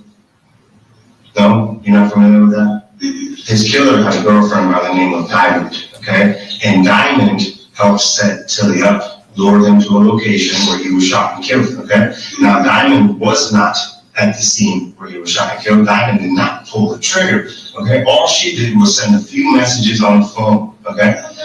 And they put the case against her, and now she's already been convicted 20 plus years. She's in jail right now. She's not getting out for decades, and she wasn't even at the scene where Tilly got killed. You understand what I'm saying to you? I'm not making any threats to you by any means, but this is damning evidence. This is the murder scene, and this is your device present at it. Okay. You know what the source is, and I'm gonna put it in here. So He says, this is the murder scene, and this is your device of the ma'am, this is your brain. This is your brain on drugs. This is what? Okay. And he needs to fucking cut that sweetie stuff out. That is insane. Stop it, sir. You try to explain this to me, okay? You're 21, right? Yeah. Okay. You think I'm older or younger than 21? Come on, you know, right? Okay. I've been doing this job. And he says, do you think I'm older or younger than sir? What is happening here? I'm doing homicide as long as you've been alive, okay? So I did one homicide about 24 years ago. It means I've worked a lot of them. This means I've been in this chair, talking to a young person sitting in your chair hundreds of times. But you don't understand. Let me turn. It is very rude of him. It is very rude. I find it very offending to me as a woman. I don't care if he is 24 years old, my senior. I mean, he could be right now me if I was 50 and he was 74. Sir, don't call me sweetie. And an officer speaking to a person in an interrogation. Sir, I'm not sure if that's what you meant, Cindy, but I was noticing this and I wanted to say something. I was like, well, maybe I should. And I was like, no, I need to. I'm bothered by that, but I'm not sure if that's what you meant, Cindy, but that's how I feel. Dan this is the perfect case for a homicide detective. I had your phone. I had your phone everywhere. Exactly. I have the beef between your boyfriend, his people, and listen, you don't have to play dumb with me at all. No, that's Okay? great. And you're saying you don't have to answer anything right this second. I'm just going to explain something to you, okay? So just soak it up. Just soak it up. So your boyfriend and his people are having a beef with Julio and his people, okay? What I have on this video is you stalking Julio, conducting surveillance of him. Just your whole life has been with the murder stalking. okay. I don't know him. Now you're conducting surveillance with your boyfriend going to Twizzlers, which is already performed. Then we have your car, your phone, everything else in the parking lot of Truth 18. Then we have the car you're in going into the parking lot where Julio Foolio is killed. We also have the black Chevy that was traveling with you. We also have you guys on about a dozen license plate readers in tandem, driving together, following each other from Jacksonville all the way down here and back. this is the car that the three shooters came out of. And I'm going to say this, and I'm going to say this publicly. I have a few mods, and I only hope that y'all stick with me through this journey. Cindy, you, Denise, Hannah, y'all keep me on my toes on the back end, and I want you all to know, and I hope Denise will see this on the replay because she's going to replay crew. Y'all keep me on my toes, and I appreciate every one of you, whether it be here or we be in the background. I'm going to make something of this channel, whether it, we may go with this Ramada reviews. Who knows what I was even considering maybe having a few songs or music that y'all send me of videos that you find online, cooking videos, I don't know, arts and craft videos, just review, just something fun and different, not necessarily body cam stuff. We can go everywhere with this Rubber Ramada reviews. And I've just kind of been thinking on it and thinking about the changes, that I'd like to see and where I'd like to see this channel go. I'm going to put out a little short video of, my ideas and my thoughts for the future. But I just wanted to tell y'all that I appreciate every one of y'all, and I hope that y'all stick with me through this journey. It has been a wild ride. And after realizing that I can get my Crime Time with Sheila back up, I can do all my crime stuff over there once I get this one built up enough where it's monetized. And then we can just do review type stuff over here. I think that'll be just a total blast. So I just wanted to put that out there and let y'all know that I do appreciate every single one of you. This is the car that you and Zay are on scene video at Teasers and seen on video at Truth 18. This is high definition footage, okay? You're there. You're there. You're part of the murder for Julio Foolio, whether you want to be or not. Now, here's the thing. I know one thing for sure. I know you're not my trigger person, okay? We know that. Is that a fair statement? You're not a trigger person? You never shot anybody? You didn't shoot anybody in Tampa when you were there, right? Did you shoot anybody in Tampa? No, that's Okay, all right. Here's the problem. A bunch of people did. And I think they got you in way too deep. The problem is your phone kills you. Sorry, I don't like that terminology he just used. He said your phone will kill you, or it did kill you, or the problem is your phone, it killed you or something. And the way I don't like the way he worded that. That was a little... No, that's okay. All right. Here's the problem. A bunch of people did. And I think they got you in way too deep. The problem is your phone kills you. The charge on this is first-degree murder. The sentence is going to be life imprisonment. Now, life means life. The sentence is going to be life imprisonment. I have weird calls. I get such weird calls sometimes. I've even thought about doing a moment where I answer them and record them as I answer them, and just record them just for fun and throw them out there. I don't know. My mind's been crazy with this review channel. Anyways, yeah, he's saying life in prison. Sir, calm. Don't. That seems kind of intimidating. And I know police officers can do that and stuff during these interviews, but first he's calling her sweetie, and now he flips it and is intimidating. But her phone, and he's telling her, your phone gives you away. You did everything with your phone. This is it. This is your phone. Deny it. Deny it. I dare you deny it. Means it becomes your nursing home. It means you never... What?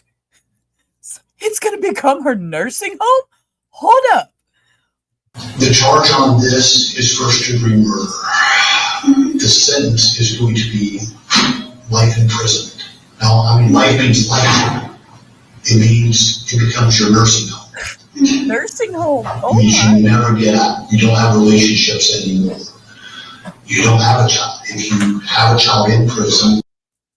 Oh, okay. Well, here we go with the child stuff. Now that we know that she was pregnant during this, and that was part of the delay with the trial and all that, and he's like, yeah, you're not going to have no more children. You're not going to have... Oh, my Lord. And she's just kind of, you see how she's just, yeah, okay, yeah. Ma'am.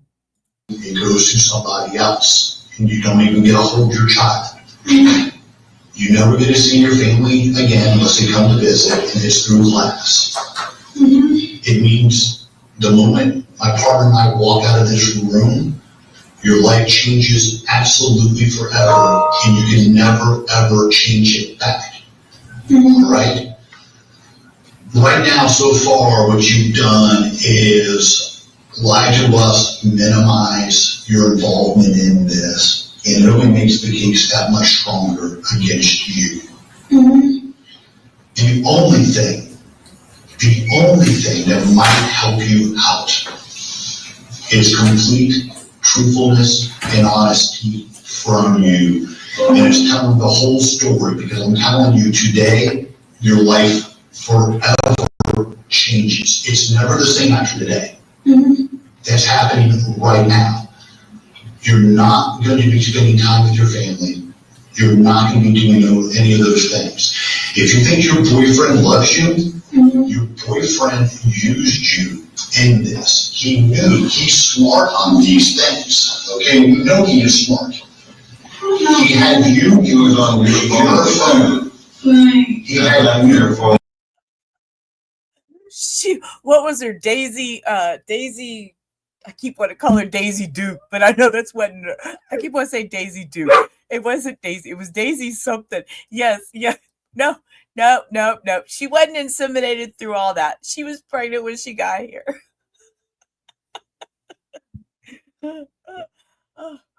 Hey, she might have known that knew it was coming, and she got pregnant real quick, so that way if they did go down, who knows? These crazy ass kids. Use your phone open. It means we have you everywhere forensically.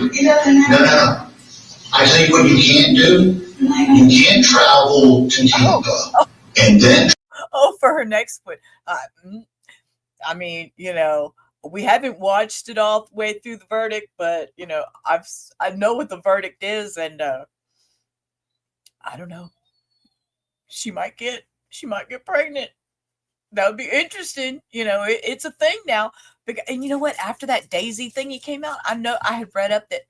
No, please don't do it. I read up that there was somebody else. There was another one that had gotten pregnant while she was in prison. So I was going to do a little story on it, and I just haven't had time. But yeah, it's more than that Daisy out there.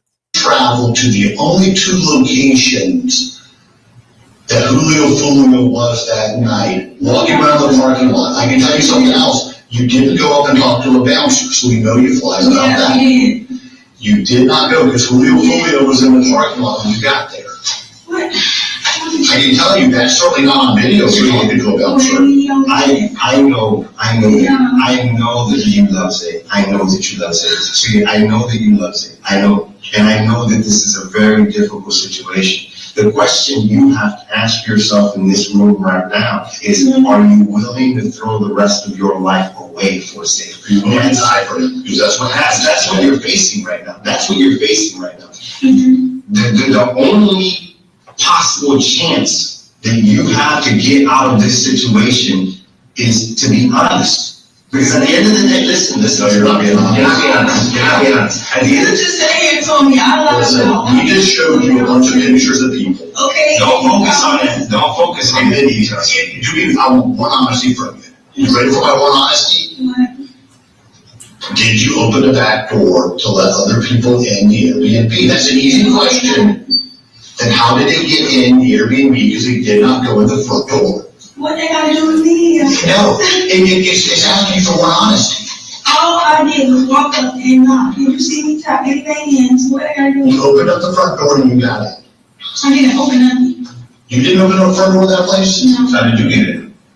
I was seeing it was open. Nobody else went to the front door but you. I'm just asking one thing that I know is 100% truthful. And you can't answer that. It has to give you the code over there, section on that. You have to get the code to get in. He gave you the code. Oh, it's already recorded. It's on. I don't have the code. The guy gave you the code. I don't have the code. It's on audio. Go back and listen. What code you didn't say? I can tell you this, how many women do you know? How many women do you know that have been in prison? I mean, do you know any woman that's been in prison? Oh, where is he going to go with that conversation? He goes to calling her sweetie to do you know any women? Okay. You should know that. I can tell you this, you're young and you're small. You're small. You're small.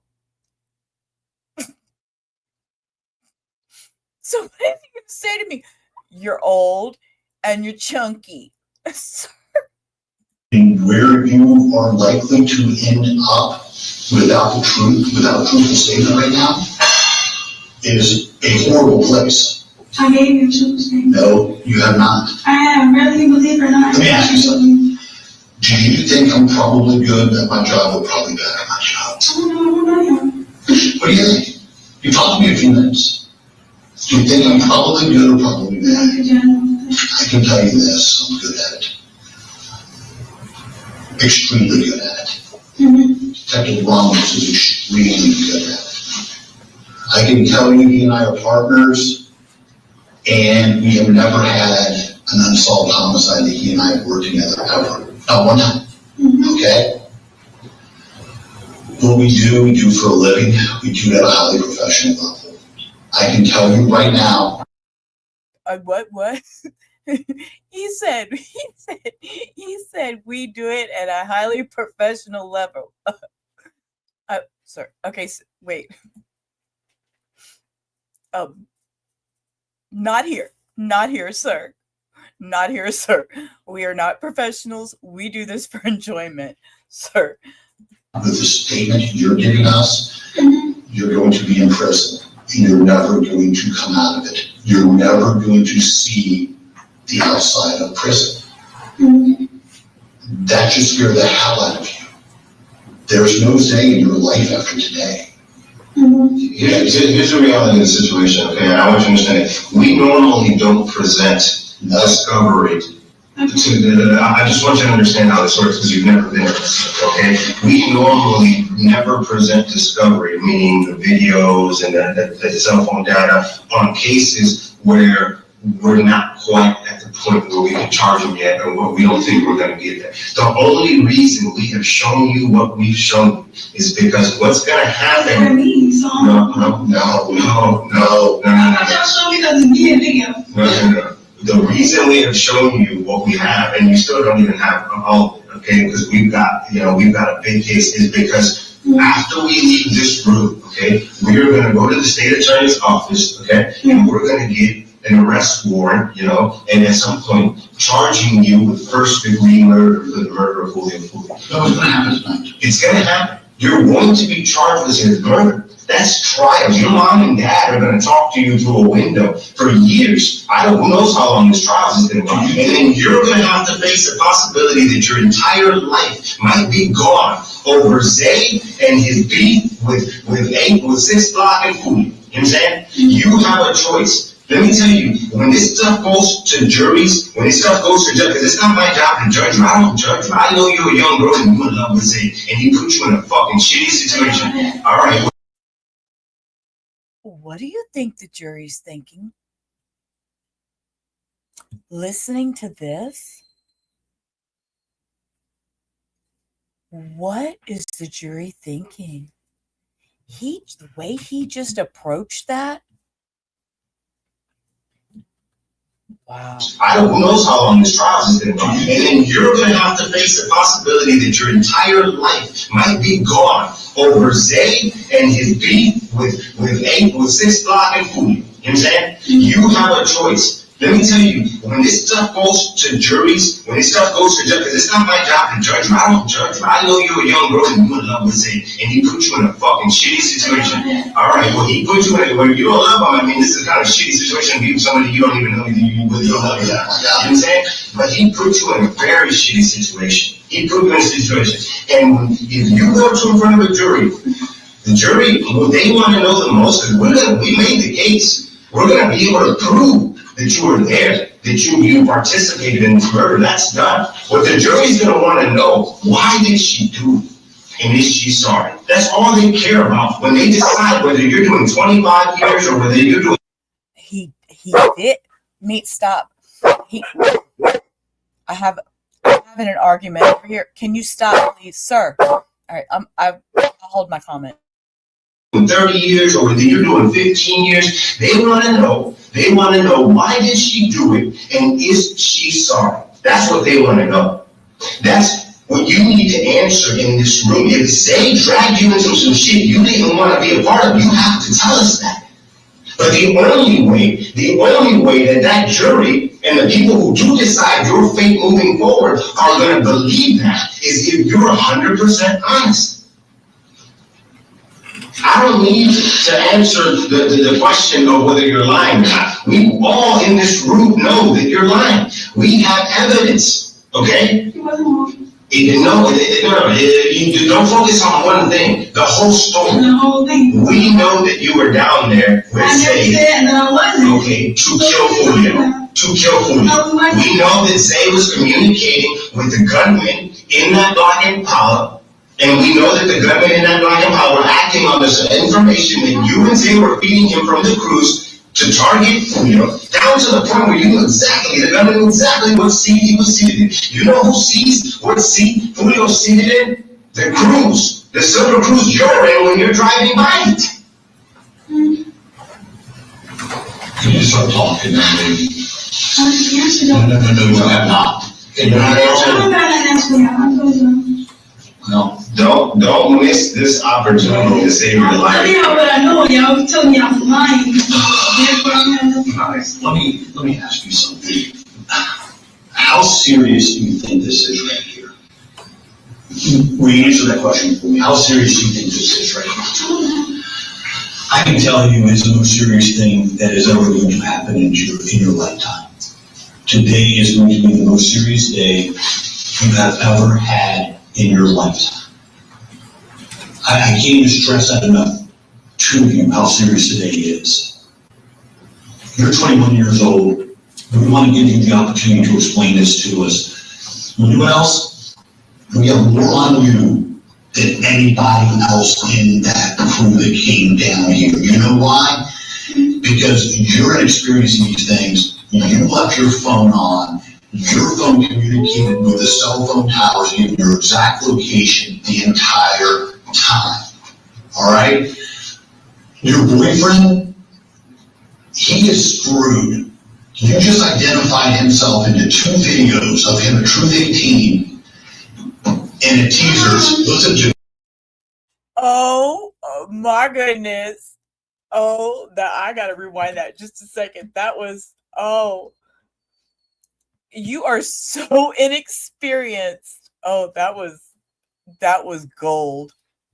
Because you're experiencing these things, you left your phone on. Your phone communicated with the cell phone towers in your exact location the entire time.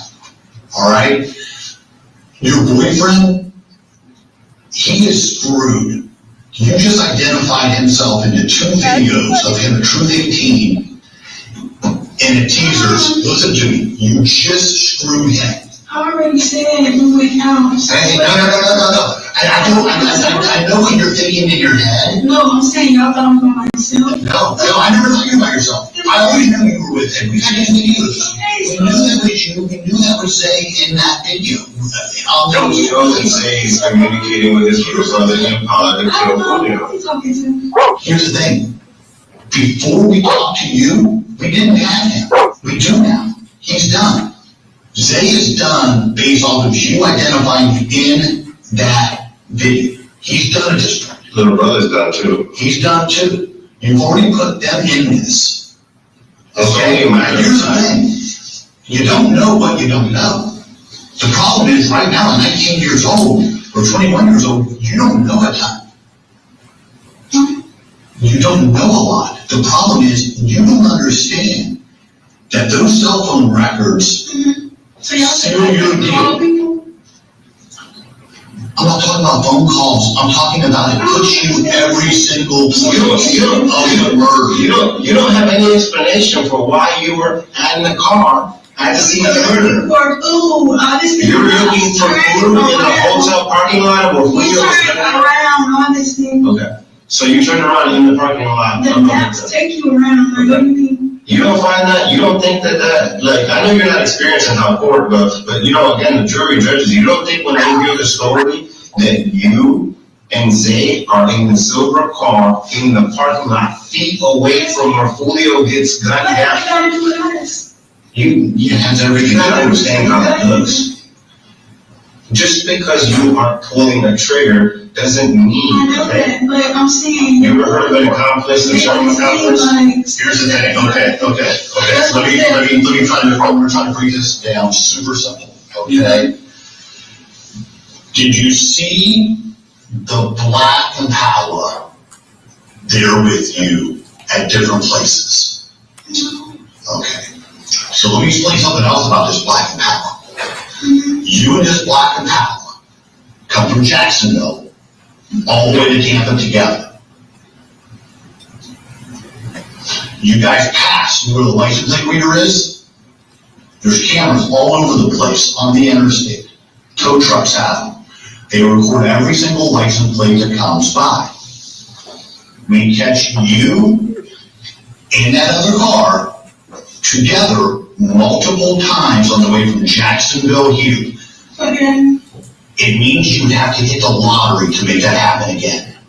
It's impossible for those two cars to hit license plate readers hundreds of miles away at the exact same seconds. But your two cars did because you followed each other all the way down. I don't get it. It's crazy you don't get it. So, No. you know where the license plate reader is? Let me draw this, okay? You know where the license plate reader is? Or a camera that takes pictures of license plates, okay? Yeah, but. The license. Yeah, I was gonna do that. Here's a camera, okay? You're going down the interstate, right here, and here's a car. Here's a Chevy Cruze, picture taken, get the license plate. It's okay, Cindy. I'm gonna have to leave in 20 anyways. Yeah, I'm gonna wrap it up here shortly, but I'm gonna pause it because we'll have to pick up. Have to do my little review. But yeah, because I'm having to limit my hours because of my health. So yeah, I appreciate you being here though. But do you see how blasé she's being and how she's just like, and he's trying to explain to her the license plate reader, and I'm not sure she understands. And again, I apologize for the barking. Y'all know it is what it is. Right behind it is another car. Picture taken. What do you mean? That means those two cars are together. No, it means those two cars are traveling together at the exact same time at multiple places in the state, coming from Jacksonville to Tampa. And you're going to tell me, huh? I said, that's chocolate. Does that make sense to you? The fact that you see the black Impala. No. You don't know anything about a black Impala. You don't know anything about a black car. Was anybody staying in your Airbnb that had a black car? You're not sure. Was there anybody staying in your Airbnb other than you, Zay, and Zay's little brother? Was there anybody else staying in that Airbnb? I don't know. You weren't in the room all the time. You came out of the room and you went places. Was there anybody in that Airbnb other than you, Zay, and his little brother? I'm not sure. Did you go into the front door of the Airbnb and let anybody else in another door of the Airbnb be in the back door? Did you go to the parking lot of Twizzlers with your boyfriend, Zay, and decide to not go in the club? You looked at that? Because it's packed? Because it was packed? Mm-hmm. Can you tell me why you were wearing a COVID mask in that parking lot? I'm sick, my pregnant. People drinking, smoking. She says, I'm sick while pregnant, people drinking and smoking. Wait, what? Drinking? I understand what? Drinking?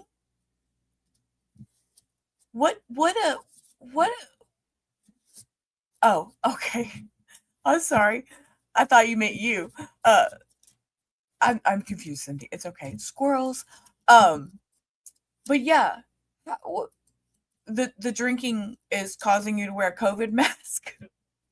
Wait, what? Okay, I heard that. Can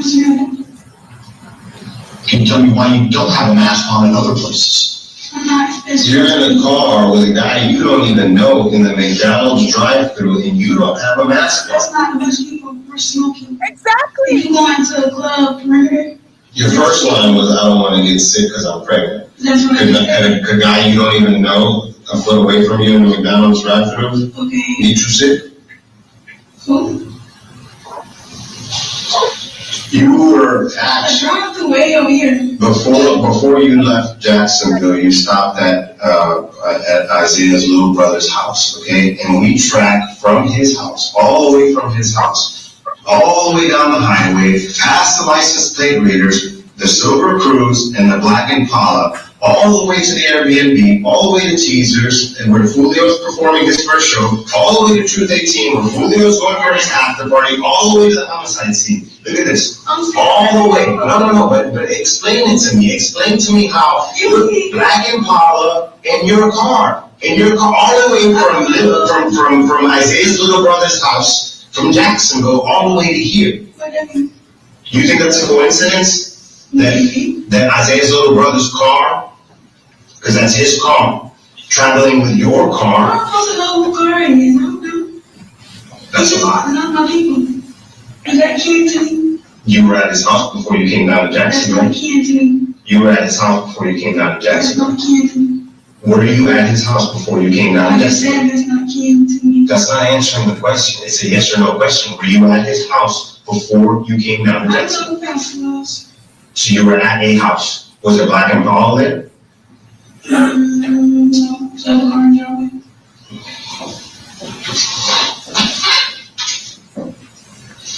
Did you want to pull something else in? I pulled the ring and can't remember where I needed it.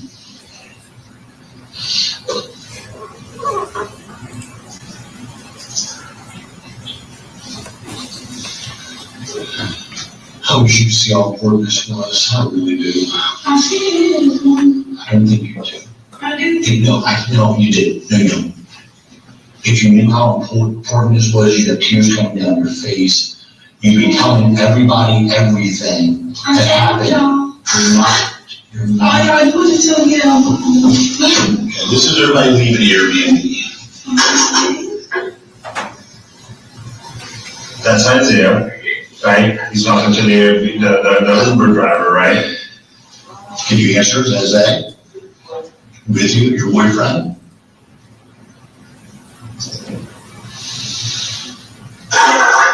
It is interesting that he's actually calling her out and showing her all of this, the timeline stuff that he has. Like he said, this is not normal for them to do in interrogations, is to lay their hand out there and say, here are my cards.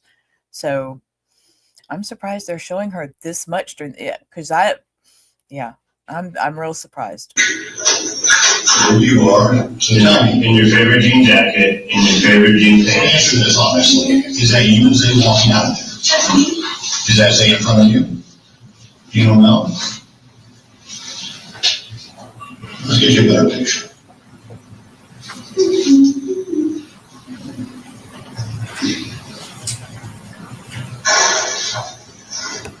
Does it make it easier for you? Who's that? She's not even looking. You little heifer. Look You know how to recognize that as Zay right now? Huh? I don't know. Well, does. He's being right the way right it's now. going to be the rest of the day. You know, Is that Zay's little brother? I don't know. He asked me the same stuff. You know, we're gonna ask you the same things because they're simple questions. I'm answering. No, you're I don't not. know. No, you're not answering. You're not answering at all. Like the part that I'm struggling with is how I'm gonna explain to your mother and your father that you want to throw away your life for Zay. What's going on? Anything? No. Answering y'all questions. No. You are. you're looking down the barrel of a first-degree murder charge. Tell y'all what I know. Oh my God, are you serious? Yes. Listen to me. You don't understand what's going to happen after we walk out of this room. You're not going home. No. I mean, you're not going home. Do you think you get a bond on first-degree murder charge? Do you think you get a post bail? You don't get post bail. So this is a process, and this is how it plays out, okay? So when you get charged with first-degree murder, you have no bond. You go to jail here, and then we transfer you to Tampa. And then you sit in a jail in Tampa between 2 to 4 years. During those 2 to 4 years, you're waiting for trial. Generally, you get assigned a public defender because you probably don't have money for a real attorney, because a real attorney is about $200,000 for a case like this. It's just what it costs. Then you go to trial. And then in trial, we show the video of you at the 2 places, the only 2 places in Tampa that Foolio goes to. Then we show you in the car you're in, because we have the car you're in, immediately afterwards, pulling into the scene where he is brutally gunned down by 3 masked men. And then you flee, and you go back to the Airbnb. That is what's shown to the jury.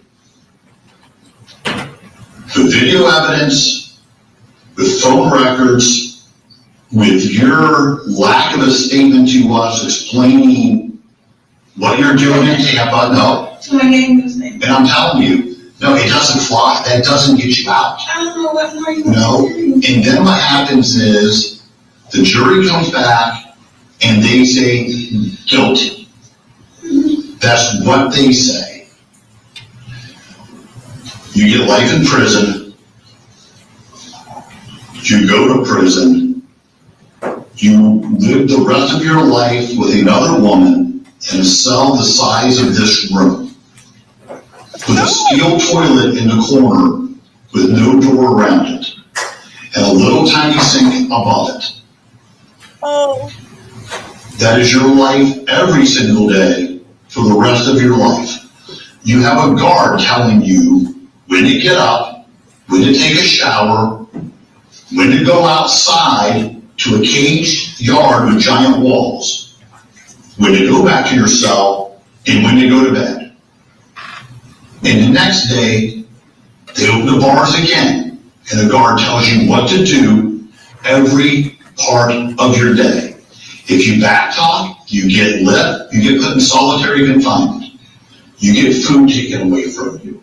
You have no freedom again for the rest of your life. There's none. So whatever you did today, I hope it was fun. I hope it was the most fun you have ever had in your lifetime, because you're going to need those memories to carry you through the rest of your life, because you won't make any more memories after today. So they said, does that make sense to you? And they said, I'm gonna try to connect with you a little bit, okay? Was a mouthful. He said a mouth. I mean, but he just kind of told her how the cow ate the cabbage, didn't he? Wow. I kept holding my thought. It was all running together. And Vamos, you're still, I didn't know you were still here. I can't wait. Whew. And now this one, he's going to speak softly. Earlier it was, sweetie, oh, you're young. And now it's like a slam bam, thank you, ma'am. Here's the cow and here's the cabbage, and this is how it got eaten. Period. Ooh, and this next one, he's going to try to connect a little bit. I've got 2 daughters. Right? Okay. Your parents do not want to see you through glass until the day they die, all right? If this was my girl in this seat, okay, I would beg her, be honest. Tell the truth. Get yourself out of this situation, okay? Because at the end of the day, we have to go in front of the jury. We get to tell our story, and then your story is what you're telling me here right now. Who do you think the jury's gonna believe? I went down, I don't know what car I went down in, I don't know really where we went, you know, we didn't really want to go in here, you know, I only did this. No, your story, listen.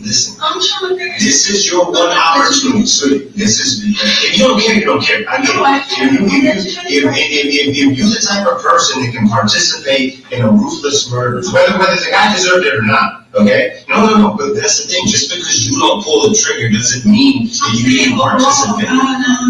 Okay. You obviously don't give a shit then. Did you see Julio Foolio in that parking lot at all? No. The car was in line, looking straight at him. Communication was made to the other people. Matter of fact, we had your car following the 3 cars there. Let me tell you how this goes, because this is all on video too. You drive up past the hotel, and you're heading north. You might not know directions, I get it, okay? You're not from Tampa. The 3 cars do a U-turn. You and your boyfriend make a right-hand turn. Then you do a U-turn, and you make a right, and you park at Kansas City Sweeps. And I know she gets on the stand, so that's one thing, you know, as we do this, I might skip over some of the muddy crap that really didn't mean a whole lot at the time. But I will do like her family members and stuff that do testify. We'll go over those, and we'll go over her testimony before we get to the verdict and sentencing. So, or the verdict and all that. So yeah. What I'm going to do is I'm going to pause here. We are, how far in are we? We are 3 hours and 53 minutes. Let's see. Hang on one second here. What I do want to do is a quick wrap up. Oh, excuse me. Oh, my throat. Let's see here. Okay. So, let's see here. What we are going to do is I'm going to do my quick wrap up. What I did put drop down in chat was Hio's channel. That is where I will be going. She will have a live stream starting at 7:30 my time. So today, basically, what happened was witness 35, which was Juan Ramos, the detective, came up, and yeah, he had a conversation and basically went about license plate readers and stuff, which we did a little dive on that one, and all those you could see in stream.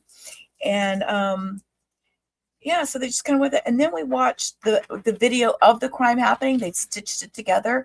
I found that totally fascinating. I love how the way you can do things now, putting things together with these videos, the shorts, the little shorts that I do put out and stuff. It's really fun. I do that with my phone, stitching little things together, and I find it totally cool that you can even do that now. Again, and we had that discussion this afternoon about the technology changes and how we have advanced so much over the years. We're not in we're almost living the Jetsons age. Not quite, but geez, we're getting very, very close. We are watching the interrogation video. We are a little ways in. It looks to be probably another 30 minutes of interrogation video. And yeah, so we will pick this back up. I'm not sure tomorrow. Maybe I might do a stream tomorrow, pop up Friday. Again, it'll only be a 4-hour live because I'm limiting my time. If not, I will be back Monday, and we will pick right back off where we left and pick right back up where we left off. I'll get that out. It takes me a minute. Let me get them words together. Sometimes speaking is hard some days. So with that, I want you all to have a wonderful rest of your evening. And until next time, y'all have a great rest of your evening. Peace. Rubber out. Life's a ride on a rickety